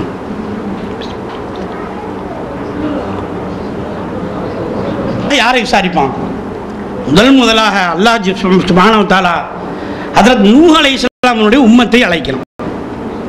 அதனால தான் நீங்கள் நமது எங்கள் ஆளக்கான ஜமால் அவர்களை நான் சூரா நூஹ் ஓத சொன்ன காரணம் அதுதான். ஹஜ்ரத் நூஹ் அலைஹிஸ்ஸலாமுடைய உம்மத்தை அல்லாஹ் சுப்ஹானஹு வ தஆலா அழைக்கிறான். அழைத்து அல்லாஹ் கேட்குறான், நூஹ் அலைஹிஸ்ஸலாமுடைய உம்மத்தினர்களே, உங்களுக்கு என்னுடைய செய்தி கிடைச்சதா? உடனே நூஹ் அலைஹிஸ்ஸலாம் உம்மத்தினர் சொல்லுவாங்க, யாரெல்லாம் எங்களுக்கு கிடைக்கவே கிடையாது. என்ன சொல்றீங்க? உங்களிடையே நான் உங்களுடைய சகோதரர் நூஹை நபியாக அனுப்பி வைத்து அலைஹிஸ்ஸலாம், அவர் உங்களுக்கு சொல்லலையா? இல்லை, எங்களுக்கு சொல்லவே இல்லை, அவர் ஒண்ணுமே சொல்லலைன்னு சொல்லி போய் சொல்லி விடுவார்கள். ஏன்னா அங்கே அப்படிதான் சொல்லி ஆகணும். இல்லை நூஹ் அலைஹிஸ்ஸலாம் சொன்னாங்க, நாங்கள் தான் சரியில்லைன்னு சொன்னா மாட்டிக்கிறாங்க. அப்போ அந்த இடத்துலையும் அந்த மக்கள் என்ன செய்யறாங்க? நான் சொல்லவே இல்லை அவர் என்று பொய் சொல்லி விடுவார்கள். இப்போ அல்லாஹ் தஆலா அது நூஹ் அலைஹிஸ்ஸலாமை அழைக்கிறான். அழைத்து கேட்குறான், நூஹ் நபி அவர்களே, நான் உங்களுக்கு சொன்ன செய்தியை உங்களுக்கு சொன்னீங்களா? ஆமாம் அல்லாஹ் சொன்னால் நான் உங்களுக்கு எத்தி வைக்கத்தான் செஞ்சேன். ஆனால் இவங்க உங்களை பொய்ப்பிக்கிறாங்க, நீங்கள் சொல்லலைன்னு சொல்கிறாங்க. அப்போ உங்களுக்கு ஏதாவது சாட்சி இருக்குதா? கண்ணியமிக்க சகோதரர்கள் நல்லா தெரிஞ்சுக்கிறணும். அல்லாஹ் சுப்ஹானஹு வ தஆலா தெரியாததெல்லாம், ஆனால் அல்லாஹ் அதுல் நீதி செலுத்துபவன். அந்த இடம் நீதி மாலிக்கி யௌமித்தீன், தீர்ப்பு நாளுடைய அதிபதி அவன். அதனால ஜட்ஜினுடைய கடமை என்ன? ஜட்ஜிக்கு தனிப்பட்ட முறையில் பாதியோ பிரதிவோ தெரிந்தாலும் கூட நியாயமாக அங்கே விசாரிக்கணும். அப்போ அல்லாஹ் விசாரிக்கலாம். அது நூஹ் அலைஹிஸ்ஸலாம்கிட்ட உங்கள்ட்ட நீங்கள் இவருக்கு எத்தி வைத்தீர்கள் என்பதற்கு என்ன ஆதாரம்னு கேட்கலாம். என்ன ஆதாரம் சொல்லும்போது அதில் நூஹ் அலைஹிஸ்ஸலாம் சொல்வார்களாம், நாயகம் ஸல்லல்லாஹு அலைஹி வஸல்லம் இருக்கிற காத்தமுன் நபி அவருடைய உம்மத்தவர்கள் தான் சாட்சி அப்படிங்கிறோம். அல்லாஹு அக்பர். யார் சாட்சி? நூஹ் அலைஹிஸ்ஸலாம் தன்னுடைய உம்மத்துக்கு செய்தியை எழுதி எத்தி வைத்து விட்டார் என்பது சாட்சி யாருன்னா நாம தான். அல்லாஹ் தஆலா ரசூல் ஸல்லல்லாஹு அலைஹி வஸல்லம் உம்மத்தாரை நம்மை அழைக்கிறான், நம்மள்ட்ட கேட்குறான், இந்த மாதிரி நூஹ் அலைஹிஸ்ஸலாம் அவர்கள் அவர் உம்மத்துக்கு செய்தியில் எத்தி வச்சாங்களா? நாம சொல்லுவோம் ஆமா அல்லாஹ் அவர்கள் எத்தி வைத்து விட்டார்கள். உடனே இந்த நூஹ் அலைஹிஸ்ஸலாம் உம்மத்துக்காரன் சொல்லுவாங்க, யா அல்லாஹ் ஒன்னா நம்பர் புல்லா மன்னன், ஒன்னா நம்பர் பொய்காரர்கள் இவர்கள். யாரை? நம்மளை பொய்க்கு சொல்கிறார்கள். ஏன் சொல்றீ அப்படி? நாங்க வாழ்ந்த காலத்தில் இவர்கள் வாழவே இல்லையே, அப்ப எப்படி இவங்களுக்கு தெரியும் அது நூஹ் அலைஹிஸ்ஸலாம் எங்களுக்கு எத்தி வச்சுட்டாங்க? மனிதனுக்கான இந்த ஆரோக்கியம்ன்றது வாதம் எடுத்து வைக்கிறது நம்ம கட்டிக்கிறேன். கால இன்சான் அக்ஸர ஷைஇன் ஜதலா அல்லாஹ் குர்ஆன்ல சொல்லியிருக்கான் சூரா கஹ்ஃப்ல. மனிதன் தர்க்கம் புரிவதில் நீ கட்டிக்கிறாங்க. லா பாயிண்ட் நல்லா பேசுவான். அலி ரலியல்லாஹு அன்ஹு அவர்களும் பாத்திமத்து ஸஹ்ரா ரலியல்லாஹு அன்ஹா அவர்களும் கொஞ்ச நாள் அந்த தஹஜ்ஜுத் தொழுகலை. இப்போ ரசூல் ஸல்லல்லாஹு அலைஹி வஸல்லம் அட்வைஸ் பண்ணுறதுக்காக போகிறாங்க. போய் அலியார நீங்களும் உங்கள் மனைவி இந்த தஹஜ்ஜுத் தொழுகை கொஞ்சம் தொழுகாத மாதிரி தெரியுது, தஹஜ்ஜுத் தொழுகை நல்லா இருக்குமே அப்படிங்கிறாங்க. உடனே செய்யலாம் அலி ரலியல்லாஹு அன்ஹு சொல்கிறாங்க, யாரெல்லாம் நாங்களாம் மாட்டேங்கிறோம், எல்லாம் எங்களை தூங்க போட்டுடுறான் அப்படின்ட்டாங்க. தூக்கம் வந்துருச்சு, தூங்கலை எந்திரிக்கலன்னு சொல்லலை, சோம்பேறித்தனம் இதெல்லாம் நம்ம நாங்களாம் மாட்டேங்கிறோம், எல்லாம் எங்களுக்கு தூக்கத்தை கொடுத்துட்றோம், நாங்கள்லாம் தூங்கிடுறோம் அப்படின்னு ஒரு காரணத்தை சொன்ன உடனே அதுவும் சரிதான் சொல்லிட்டு நாயம் ஸல்லல்லாஹு வெளியே வரும்போது தொடையை தட்டிக்கிட்டு சொன்னாலும் காணல் இன்சான் அக்ஸர ஷைஇன் ஜதலா. மனிதன் அதிகமாகவே வாதம் போகிறது. இந்த ஷாஜாப் சொல்றது நம்ம சொல்கிறோம்ல, கொச்சையா சொன்னால் அந்த மாதிரி காரணங்களை சொல்லுவான். இப்போ அங்கே அந்த அதற்கு நூஹ் அலைஹிஸ்ஸலாம் உம்மத் என்ன சொல்கிறான், இவங்க எல்லாம் இப்போ எப்போ இவங்க வாழவே இல்லையா அந்த சமயத்தில், இவங்க எப்படி எங்களுக்கு சாட்சியாக இருக்க முடியும், அதனால இவர் பொய் சொல்கிறான்னு சொல்லும் பொழுது அல்லாஹ் நம்மளை பார்த்து கேட்குறான். ஆமாம் அவங்க சொல்கிறாங்களே இந்த மாதிரி நீங்கள் என்ன சொல்கிறீங்க? நாம சொல்லுவோம், யா அல்லாஹ் இவர் சொல்லிவிட்டார் என்பதை உங்களுக்கு யார் சொன்னால், எங்களுக்கு உன்னுடைய ஹபீப் நாயம் ஸல்லல்லாஹு அலைஹி வஸல்லம் அவர்கள் எங்களுக்கு சொல்லி தந்தார்கள், ரசூல் ஸல்லல்லாஹு அலைஹி வஸல்லம் எங்களுக்கு சொன்னாங்க, அது எங்களுக்கு போதும், அதை ஆராய்ச்சி பண்ணுறது எங்கள் வேலை இல்லை. ஆமன்னா சொல்லம்னா சமியனா அப்பானா, ரசூல் ஸல்லல்லாஹு அலைஹி வஸல்லம் சொன்னாங்க, நாங்கள் கேட்டுக்கிட்டோம். இப்போ அல்லாஹ் தஆலா ரசூல் ஸல்லல்லாஹு அலைஹி வஸல்லம் கூப்பிடுறோம். ரசூல் ஸல்லல்லாஹு அலைஹி வஸல்லம் கூப்பிட்டு அல்லாஹ் கேட்குறான், இந்த கேஸை பார்த்துக்கிட்டு இல்லை விஷயத்த இப்போ இந்த மாதிரி இருக்குது, உங்கள் உம்மத்தவர்கள் இப்போ உங்களை சாட்சியாக்குறாங்க, நீங்கள் சொன்னீங்கிறாங்க, நீங்கள் சொன்னீங்களா? ஆமாம் அல்லாஹ் நான் என்னுடைய உம்மத்தவர்களுக்கு எடுத்து வைத்தேன். உங்களுக்கு யார் சொன்னா? உங்களுக்கு யார் சொன்னா? உங்களுக்கு எப்படி தெரியும்? அப்போ அல்லாஹ் கேட்கும் பொழுது தான் கண்மணி நாயம் ஸல்லல்லாஹு அலைஹி வஸல்லம் சொல்லுவாங்க, யா அல்லாஹ் நீ தான் யா அல்லாஹ் சொல்லி தந்தா, நான் சொல்லி தந்தேனா? ஆமாம் நீ தான் யா அல்லாஹ் சொல்லித்தான்னு சொல்லிட்டு இந்த வசனத்தை சூறாவை ஓதுவார்கள். சூரா நூஹுவை கண்மணி நாயம் ஸல்லல்லாஹு அலைஹி வஸல்லம் அங்கே ஓதுவார்கள். அல்லாஹ் அங்கே சொல்றான், இன்னா அர்சல்னா நூஹன் இலா கௌமிஹி, நாம் ஹஜ்ரத் நூஹ் அலைஹிஸ்ஸலாம் அவர்களை இந்த கூட்டத்துக்கு அனுப்புறோம். எதுக்கு? அன்திரு கௌமிக மின் கப்லி அன் யஅதிபுஹும் அதாபுன் அலீம். ஏன் நபியே இறக்கின நூஹ் அலைஹிஸ்ஸலாம நீங்க போய் உங்க கூட்டத்திற்கு அவர்களுக்கு அதாவது வருவதற்கு முன்னால் அவர்கள் தங்களை திருத்திக் கொண்டு எச்சரிக்கை செய்யுங்கள். அல்லாஹ் தஆலா சூரா நூஹுடைய முதல் வசனத்துல இதைத்தான் சொல்றேன், நான் தான் இறக்கினேன். இறக்கி வச்சிட்டு மட்டும் அல்லாஹ் சும்மா இருக்கல, அந்த சூறாவில் அடுத்தது ஹஜ்ரத் நூஹ் அலைஹிஸ்ஸலாம் அவர்கள் மக்கள் சொல்றாங்க, ஹஜ்ரத் நூஹ் அலைஹிஸ்ஸலாம் அவர்கள் மக்கள் சொல்றாங்க, எப்படி சொல்றாங்க? கால யா கௌமி இன்னா லக்கும் நதீரும் முபீன், நிச்சயமாக நான் உங்களுக்கு பகிரங்கமாக எச்சரிக்கை செய்வதற்காக வந்திருக்கிறேன்.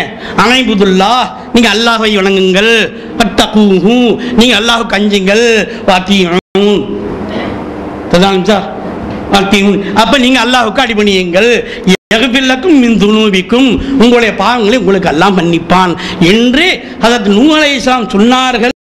நாம இறக்கணும் அவர்கள் சொன்னார்கள் என்று அல்லாஹ் தஆலா சூரா நூஹ்ல சொல்றான். அது மட்டுமல்ல, இவர் சொல்லிட்டு அடுத்தாப்புல ஹஜ்ரத் நூஹ் அலைஹிஸ்ஸலாம் வந்து கூப்பிடுறாங்க எல்லாரையும், ஆனா இவர்கள் ஏற்றுக்கொள்ளல. நம்ம எல்லாருக்கும் தெரிஞ்ச விஷயம் தான். ஏற்றுக்கொள்ளாம இருந்ததுனால வெறுத்து போய் பொறுமை இழந்து அல்லாஹ்ட்ட வாக்குமூலம் கொடுக்குறாங்க. வாக்குமூலம் யார் கொடுக்குறா? ஹஜ்ரத் நூஹ் அலைஹிஸ்ஸலாம் அவர்கள் அல்லாஹ்ட்ட சொல்றாங்க, கால ரப்பி யா ரப்பே, இந்த கூட்டத்தை நான் என்ன லைலம் நஹாரா, லைலம் நஹா இரவும் பகல் நான் எங்களை கூப்பிட்டேன், தனியா கூப்பிட்டேன், பகிரங்கமா கூப்பிட்டேன், நல்லபடி மஜ்லிஸ் பயான் ஏற்பாடு பண்ணியும் கூப்பிட்டேன், தனியா போய் எப்பா நேரம் வந்துடுப்பான்னு சொன்னேன், ஒரு மகன் கூட வர கிடையாது. ஆக நான் பகிரங்கமாகவும் தனியாகவும் இவர்களை கூப்பிடத்தான் செஞ்சேன், இவங்க வரவில்லை என்று இந்த வசனங்கள்லாம் பொருள் உள்ள இந்த சூறாவை நாயம் ஸல்லல்லாஹு அலைஹி வஸல்லம் சூரா நூஹை ஓதி முடிக்கிறார்கள். அல்லாஹ் சொல்வான், நான் என்னுடைய ஹபீபுக்கு சத்தியத்தை உரைத்தேன், என்னுடைய ஹபீப் அவருடைய உம்மத்துக்கு சத்தியத்தை உரைத்தார்கள், இந்த உம்மத்து இப்பொழுதும் சத்தியத்தை உரைக்கிறார்கள், நீங்க தான் பொய்யர்கள், ஆகவே நீங்கள் விலகி சென்று விடுங்கள் என்று அதில் நூஹ் அலைஹிஸ்ஸலாம் ஈமான் கொண்டாங்களே அந்த 11 பேரோ 12 பேரோ அவர்களை ஒரு பக்கமாகவும் காபிர்களை முஷ்ரிக்குகளை இன்னொரு பக்கமாக விலக்கி விடுவான். இதான் முதலாவது நடக்கக்கூடாது. ஏன் முதலாக ஹஜ்ரத் நூஹ் அலைஹிஸ்ஸலாமுடைய கூட்டத்தை கூப்பிடணும் என்பதற்கு சரித்திரத்தில் ஒரு செய்தி வருது. ஹஜ்ரத் ஆதம் அலைஹிஸ்ஸலாம் அவர்களிடமிருந்து ஹஜ்ரத் நூஹ் அலைஹிஸ்ஸலாம் அவர்கள் வரை இந்திய கௌம் வரைக்கும் இணை வைப்பு என்பது கிடையாது. எல்லாம் தௌஹீதில் இருந்தார்கள். மற்ற பாவங்கள் செய்திருக்கலாம், அவர்கள் ஜினா செய்திருக்கலாம், சூது செய்து ஆடி இருக்கலாம், இன்னும் ஒருவருக்கு ஒருவர் துரோகம் செய்திருக்கலாம், செய்திருக்கலாம். ஆனால் இணை வைப்பது என்பது சரித்திர நூலாசியின்படி, நம்முடைய சரித்திரம் பொதுவாக நம்மளோட குரானுக்கு ஹதீஸுக்கு மாற்றமாக தான் ஏற்றுக்கிற மாட்டோம். ஆனால் குரானோட ஹதீஸுக்கு மாறாக இல்லாத வரைக்கும் அல்லாஹ் உண்மையாக இருக்கலாம். இப்போ சரித்திராசிரியர்கள் இதுக்கு ஒரு காரணம் சொல்லக்கூடிய என்ன சொல்கிறாங்க, அதை நூஹ் அலைஹிஸ்ஸலாம் காலத்திலிருந்து அந்த இணை வைப்பது, சிலை வணக்கம் என்பதெல்லாம், உருவ வழிபாடு என்பதெல்லாம் துவங்கியது. அது எப்படி என்ன சொல்ல ஆரம்பிச்சோம்னா தனி கதையாக போயிடும். அதுக்கு இப்போ நேரம் கிடையாது. நாம் புரிஞ்சுக்கிற வேண்டியது அல்லாஹ் தஆலா ஹஜ்ரத் நூஹ் அலைஹிஸ்ஸலாம் உம்மத்தை இருக்கிறது. அப்போ நபியை கண்மணியான் ஸல்லல்லாஹு அலைஹி வஸல்லம் அவர்களையும் அங்கே அவர் சாட்சியாக வைக்கிறான். அதனால தான் அல்லாஹ் தஆலா சொல்லலாம், யா அய்யுஹன் நபியு இன்னா அர்ஸல்னாக ஷாஹிதம் வ பஷீரம் வ நதீரா. இதில் சொல்கிறான் 33 சூரா அஹ்ஸாப்ல 45 வசனம் என்னுவதில் அந்த வசனம் வருகிறது. நபியே, உங்களை நாம் சாட்சியாளராகவும் சாட்சி சொல்லக்கூடியவராகவும், ஷாஹிதம் பஷீரம் வ நதீரா, பஷார சொல்லக்கூடியவராகவும் உங்களை எச்சமுட்டி எச்சரிக்கை செய்வராகவும் அனுப்பியிருக்கிறோம் என்று அல்லாஹ் சுப்ஹானஹு வ தஆலா சொல்கிறேன். கண்ணிமிக்க சகோதரர்களே, இப்போ ஹஜ்ரத் நூஹ் அலைஹிஸ்ஸலாம் அவர்களுடைய அந்த கூட்டத்தை விசாரிக்கிறது மட்டும் இந்த குர்ஆன் தெளிவாக சொல்லப்பட்டிருக்கிறது. ஆனால் சூஃபியாக்கள் இன்னும் எல்லா விற்பனும் சொல்கிறாங்க, இப்படி ஒவ்வொரு நபிமார்கள், இந்திய நபிமார்கள் உடைய கூட்டத்தையும் அல்லாஹ் கூப்பிட்டு ஒவ்வொரு ஆட்டும் இதே வசனம் தான். ஒவ்வொரு நபிமார்களையும் அவர் ஒத்துக்கொள்ளாத அந்த காஃபிர்கள் முஷ்ரிக்களை நினைவிப்பர் என்ன சொல்லுவாங்க, இந்த நபி பொய் சொல்றாரு, இந்த நபியை இந்த துனியாவிலேயே நபியை பொய்ப்பித்துக் கொண்டிருந்தார்கள், அங்கே வச்சு அல்லாஹ் தஆலா நபியை பொய்ப்பிக்க பார்க்குறாங்க. என்ன காரணம்? எந்த மனிதனும் ஒத்துக்க முடியாது காஃபிர். ஆமாம், அவர் சொன்னாங்க, அல்லாஹ் நாங்கள் தான் கேட்காம இருந்துட்டோம், நீ நரகத்தை போடணும் வாலண்டியர் போக முடியுமா? அப்போ வேறு வழி இல்லாமல் என்ன செய்வாம அங்கேயே பொய்யத்தான் சொல்லிக்கிட்டு இருப்பான். ஒவ்வொரு முறையும் பொய் சொல்வார்கள். ஒவ்வொரு முறையும் அந்த நபிகள் அழைக்கப்படுகிறார்கள். நபி ஸ்டேட்மெண்ட் கொடுக்குறாங்க, யார் சாட்சி? உம்மத்தே ரசூல் சாட்சி. உம்மத்தே ரசூலுக்கு யார் சாட்சி? ரசூலுல்லாஹ் சாட்சி. ரசூலுல்லாஹ்க்கு யார் சாட்சி? அல்லாஹ் தான் சாட்சி. அல்லாஹ் நான் சத்தியத்தையும் சொல்கிறேன், என்னுடைய ஹபீப் சத்தியத்தையும் சொல்கிறாங்க, அவர்கள் உம்மத்து சத்தியத்தை சொல்கிறாங்க, நீங்கள் பொய் சொல்லிடுன்னு சொல்லி காஃபிர்களையும் அதில் உள்ள மூமின்கள் ஒரு பக்கமும் முஷ்ரிக் ஒரு பக்கமாக இப்படியே பிரித்து கொண்டு இருக்கிறாங்க. இதெல்லாம் தெரிஞ்ச செய்தி தான். குர்ஆனில் அதில் இப்ராஹிம் அலைஹிஸ்ஸலாம் அவர்கள் கூட்டத்துக்கு போனாங்க.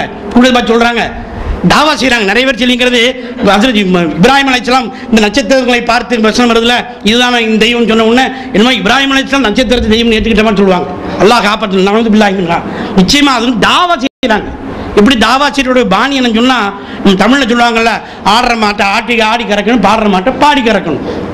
அதாவது கான்ஃப்ளிக்ட் அப்ரோச், கான்கார்டிக் அப்ரோச்னு இருக்குது. கான்ஃப்ளிக்ட் அப்ரோச்னா மொத்தம் சொல்லக்கூடிய மறுத்து சொல்கிறது. கான்கார்டிக் அப்ரோச் அவன் போகிற பாதையிலே போகிறது. இப்போ அன்று அந்த கௌம் நட்சத்திரங்களை வணங்குது. அதில் இப்ராஹிம் எல்லாம் சொல்கிறாங்க, என்ன நட்சத்திரம்லாம் கடவுள்னு சொல்லிடலாம். சரி, நட்சத்திரம் தான் கடவுள். காலையில் பார்த்தா நட்சத்திரம் மறைஞ்சு போச்சு. என்னப்போ நட்சத்திரம் கடவுள் சொன்னீங்க? அப்போ நட்சத்திரங்கள் கடவுள் இல்லை. அடுத்தாப்புல சரி சந்திரனை கடவுள் வணங்கலாம், சரி சந்திரன் தான் கடவுள் பார்த்து கொடுக்குமே. அடுத்த நாள் காலையில் சந்திரனை காணும், பாருங்க சந்திரனும் மறைய வேண்டியது கடவுள் இல்லை. அடுத்த நாள் அந்த மக்களுக்கு தாவா செய்கிறாங்க, சூரியன் நல்லா பெருசாக இருக்குது, கபீர் இது ஏதான் சாமிங்கிறாங்க. பார்த்தா அடுத்த நாள் காலையில் காணும். அப்போ தான் சொல்கிறாங்க, நான் மறைவானதை கொண்டு நான் ஈமான் கொள்ள மாட்டேன், இன்னி வஜ்ஜகத்து வஜ்ஜல் இல்லதுன்னு ஓத ஆரம்பிக்கிறாங்க. புரியுது அவங்களுக்கு? இதை விட்டுட்டு அதில் இப்ராஹிம் அலைஹிஸ்ஸலாம் அவர்கள் ஒரு நாள் நட்சத்திரத்தை வணங்கினாங்க, அடுத்த நாள் நிலா வணங்கன்னு சொன்னால் அல்லாஹ் அக்பர் அல்லாஹ் அக்பர். எந்த நபியும் ஒரு கண நேரம் கூட குஃப்ரில் இருந்தது கிடையாது. அப்படி பார்த்து சொன்னால் அந்த ஒரு நைட்டு இரவு இப்ராஹிம் அலைஹிஸ்ஸலாம் குஃப்ரில் இருந்தான்னு அர்த்தம் வந்துடும், ஷிர்கில் இருந்தான்னு அர்த்தம் வந்துடும். நமக்கு பிள்ளைங்க அடுத்து ஒரு நைட்டு அவங்க நட்சத்திரத்தில் ஷிர்கில் இருந்தாங்க, அடுத்த நைட்டு சந்திரனை வணங்கி ஷிர்கில் இருந்தாங்க, அடுத்த நைட்டு சூரியனை வணங்கி ஷிர்கில் வந்துடும். அல்லாஹ் காப்பாற்ற வேண்டும். அவர்கள் தாவா செய்தார்கள். அந்த தாவாவின் அடிப்படையில் மக்களுக்கு எத்தி வைக்கிறாங்க. இந்த சிலையை உடைச்சாங்க, சிலையை உடைச்சிட்டு இந்த பெரிய சிலை தான் உடைச்சி இங்கே உள்ள சொன்னாங்க. எல்லாம் உங்களுக்கு தெரிஞ்ச விஷயம் தான். அப்போ இதை பூரா நாயம் சொல்ல வச்சு அப்படி சொல்கிறாங்க, யாரெல்லாம் நீ தான் எனக்கு சொல்லி தந்தா, நீ எனக்கு குர்ஆன் மூலமாக சொல்லி தந்தாய், அதில் நான் மக்களுக்கு எடுத்து உரைத்தேன், அந்த மக்கள் தான் இவ சாட்சி சொல்கிறாங்க சொல்லி இப்படி ஒவ்வொரு நபிமார்கள் 1,23,999 நபிமார்கள் இருக்கிறார்கள். உண்மையான எண்ணிக்கை அல்லாஹ். அத்தனை நபிமார்களுடைய உம்மத்தை அல்லாஹ் தஆலா அங்கே வச்சு அத்தனை பேருக்கும் அல்லாஹ் சுப்ஹானஹு நம்மை சாட்சியாக வைக்கிறாங்கன்னா, ஹாதா மகாமி உம்மத்தே ரசூல் ரசூல் ஸல்லல்லாஹு அலைஹி வஸல்லம் நமக்கு அல்லாஹ் சுப்ஹானஹு வ தஆலா மிகப்பெரிய ஒரு பேரை அந்த இடத்துல கொடுத்துருக்கிறான். இது முதலாவது விஷயம். ரெண்டாவது விஷயம், முக்கியமான விஷயம், அல்ஹம்துலில்லாஹ் மிக சிறப்பான விஷயம், அல்லாஹ் சுப்ஹானஹு வ தஆலா முந்தைய இத்தனை சமுதாயத்திற்கு நம்ம சாட்சியாக வச்சு கேள்வி கேட்டான்ல, நபியோட செய்தி வந்துச்சான்னு சொல்லி. அப்போ கடைசியில் என்ன கேட்கணும்? நம்ம பார்த்து கேட்கணும், என்னுடைய ஹபீபுடைய செய்தி உங்களுக்கு வந்துச்சா, என்னை பற்றிய செய்தியை உங்களுக்கு எடுத்து வைத்தார்கள், நம்மளை கேட்கணுமா இல்லையா? பல்லா கேட்பானா? கேட்கத்தானே வேணும். இந்த சமுதாயத்துக்கெல்லாம் கேட்டான்ல, அப்போ இந்த சமுதாயத்துக்கு கேட்கத்தானே வேணும். ஆனால் கண்ணிய சகோதரர்களே, அல்லாஹ் கேட்க மாட்டான். நம்மை பார்த்து என்னுடைய இந்த ஹபீபு நபி உங்களுக்கு இந்த செய்தி எத்தி வைத்தார்கள் என்று அல்லாஹ் நம்மை கேட்க மாட்டான். ஏன் கேட்க மாட்டான்? என்ன காரணம்? காரணம் இருக்கிறது. ஹஜ்ஜத்துல் விதா, கடைசி ஹஜ்ஜு, நாயம் ஸல்லல்லாஹு அலைஹி வஸல்லம் கடைசி பயான் சொல்றாங்க, மக்களே அடுத்த வருஷம் நான் இருப்பேனா இல்லையா, உங்களோட இருப்பேனா என்பது தெரியாது சொல்லிட்டு ஒரு பிரசங்கம் பண்றாங்க. அந்த பிரசங்கத்தை சொல்லி காமிக்கிறாங்க, நீங்க வட்டி வாங்குற விட்டுருங்க, பெண்களை கண்ணியமாக நடத்துங்க, பெண்கள் விஷயத்தில் நீங்க அஞ்சு கொள்ளுங்கள், வட்டியை விட்டுருங்க, என்னுடைய குடும்பத்தில் இந்த கடன்கள் அப்பாஸ் இல்லாத குடும்பத்தையெல்லாம் நான் தள்ளுபடி செய்துட்டேன், இந்தாங்க அட்வைஸ் செய்றாங்க. யார் யாருக்கு உயர்ந்தவர் இல்லை, வெள்ளையன் கருப்பனை விட உயர்ந்தவர் கிடையாது, அரபி அஜமியை விட உயர்ந்தவன் கிடையாது, இப்படி எல்லா பிரசங்கம்லாம் பண்ணிட்டு கடைசியா நாயகம் ஸல்லல்லாஹு சொன்னாங்க, நான் சொன்ன செய்தி எல்லாம் உங்களுக்கு கிடைச்சிச்சா, நான் என்னுடைய செய்தி எல்லாத்தையும் உங்களுக்கு அல்லாஹ் எனக்கு சொன்னது எல்லாத்தையும் எத்தி வச்சு விட்டேன் என்று ரசூலுல்லாஹ் அப்ப கேட்டாங்க. மற்ற சமுதாயத்துக்கு நான் அல்லாஹ் கேட்கிறான் அந்த கியாமத்தினால, ஆனால் இந்த துனியாவுடைய நாயகம் ஸல்லல்லாஹு அலைஹி வஸல்லம் அவர்கள் நம்ம உம்மத்தை பார்த்து கேட்டு விட்டார்கள், நான் சொன்ன செய்தி உங்களுக்கு கிடைத்து விட்டதா? அப்ப அங்க இருந்த அந்த அத்தனை சஹாபாக்களும் 124,000 சஹாபாக்களும் சொன்னாங்க, நாங்கள் எல்லாரும் பெற்ற செய்தியை பெற்றுக்கொண்டோம். சொன்னோன்னு நாயகம் ஸல்லல்லாஹு அலைஹி வஸல்லம் சொன்னார்கள், அப்படியானால் இங்க இருக்கவர்கள் இல்லாதவர்களுக்கு போய் சொல்லுங்க, அவர்கள் உங்களை விட அதிகமாக அந்த விஷயத்தை கிரகித்துக் கொள்ளக்கூடும் என்ற செய்தியும் சொன்னாங்க. அல்லாஹ் அக்பர். சரித்திரம் சொல்றாங்க, அந்த கூட்டத்துக்கு அந்த ஹஜ்ஜுடைய விதாவுக்கு ஒன்றா வந்தவங்கள சில சஹாபாக்கள் அவருடைய வாகனங்கள் எந்தெந்த திசையில இருந்ததோ வீட்டுக்கு போய் பொண்டாடிட்ட பயணம் கூட சொல்லல, குடும்பத்துக்கு போய் பயணம் கூட சொல்லல. இந்த மாதிரி ரசூல் ஸல்லல்லாஹு அலைஹி சொல்லிட்டாங்க நான் கிளம்புறேன்னு, அந்தந்த டைரக்ஷன்ல குதிரை எடுத்துட்டு போயிட்டாருங்க என்று வாகனத்தை ஏறி சென்று விட்டாரு. ஏன்? குடும்பம், தாய் தந்த மனைவி மக்கள் அத்தனை வேற நாயகம் ஸல்லல்லாஹு அலைஹி ஒரு சொல்லக்கூடிய வேல்யூ அது. அப்படி அப்படியே புறப்பட்டு போயிட்டாங்கன்றது நாம சரித்திரம் பார்த்தோம். சில சஹாபாக்கள் சொல்லிட்டும் போயிருக்கலாம். அந்த அளவுக்கு தான் உக்காஷாரி இல்லாத ஒரு பக்கம் போனதாக நம்ம சரித்திரம் படிக்கிறோம். தமீமுல் அன்சாரி ரலியல்லாஹு அன்ஹு அவர்கள் கோலத்தில் இருக்கிறாங்க. இந்த எத்தனையோ சஹாபாக்களுடைய சரித்திரங்களை நாம பார்த்துக்கிட்டே இருக்கிறோம். அப்படி புறப்பட்டு போனாங்க. இது முக்கியமான விஷயம். இப்படி எல்லாம் நம்ம சொல்லிட்டு நாமளும் ஆமா ரசூலுல்லாஹ் நீங்கள் எல்லாத்தையும் எத்தி வச்சு விட்டு மக்கள் சொன்னாங்கல்ல, சொன்னோன்னா அடுத்த ரசூலுல்லாஹ் என்ன பண்ணாங்க தெரியுமா? உடனே விண்ணை நோக்கி கையெத்தி வச்சாங்க. யா அல்லாஹ், நீ சொன்ன விஷயத்தை எல்லாம் நான் எத்தி வச்சுட்டேன், இந்த மக்களுக்கு எத்தி வைத்துட்டேன், மக்கள் ஏற்றுக்கொண்டார்கள், இதற்கு நீ சாட்சியாயிருன்னு நான் சொல்றேன். அப்போ முந்தைய சமுதாயத்தினர்களுக்கு அல்லாஹ் நம்மை சாட்சியாக்கி வைத்தான், நமக்கு அல்ல ரசூலுல்லாஹ் அல்லாஹ்வை நமக்கு சாட்சியாக்கி வைத்து விட்டார். அல்லாஹ் அதனால அல்லாஹ் தஆலா நம்ம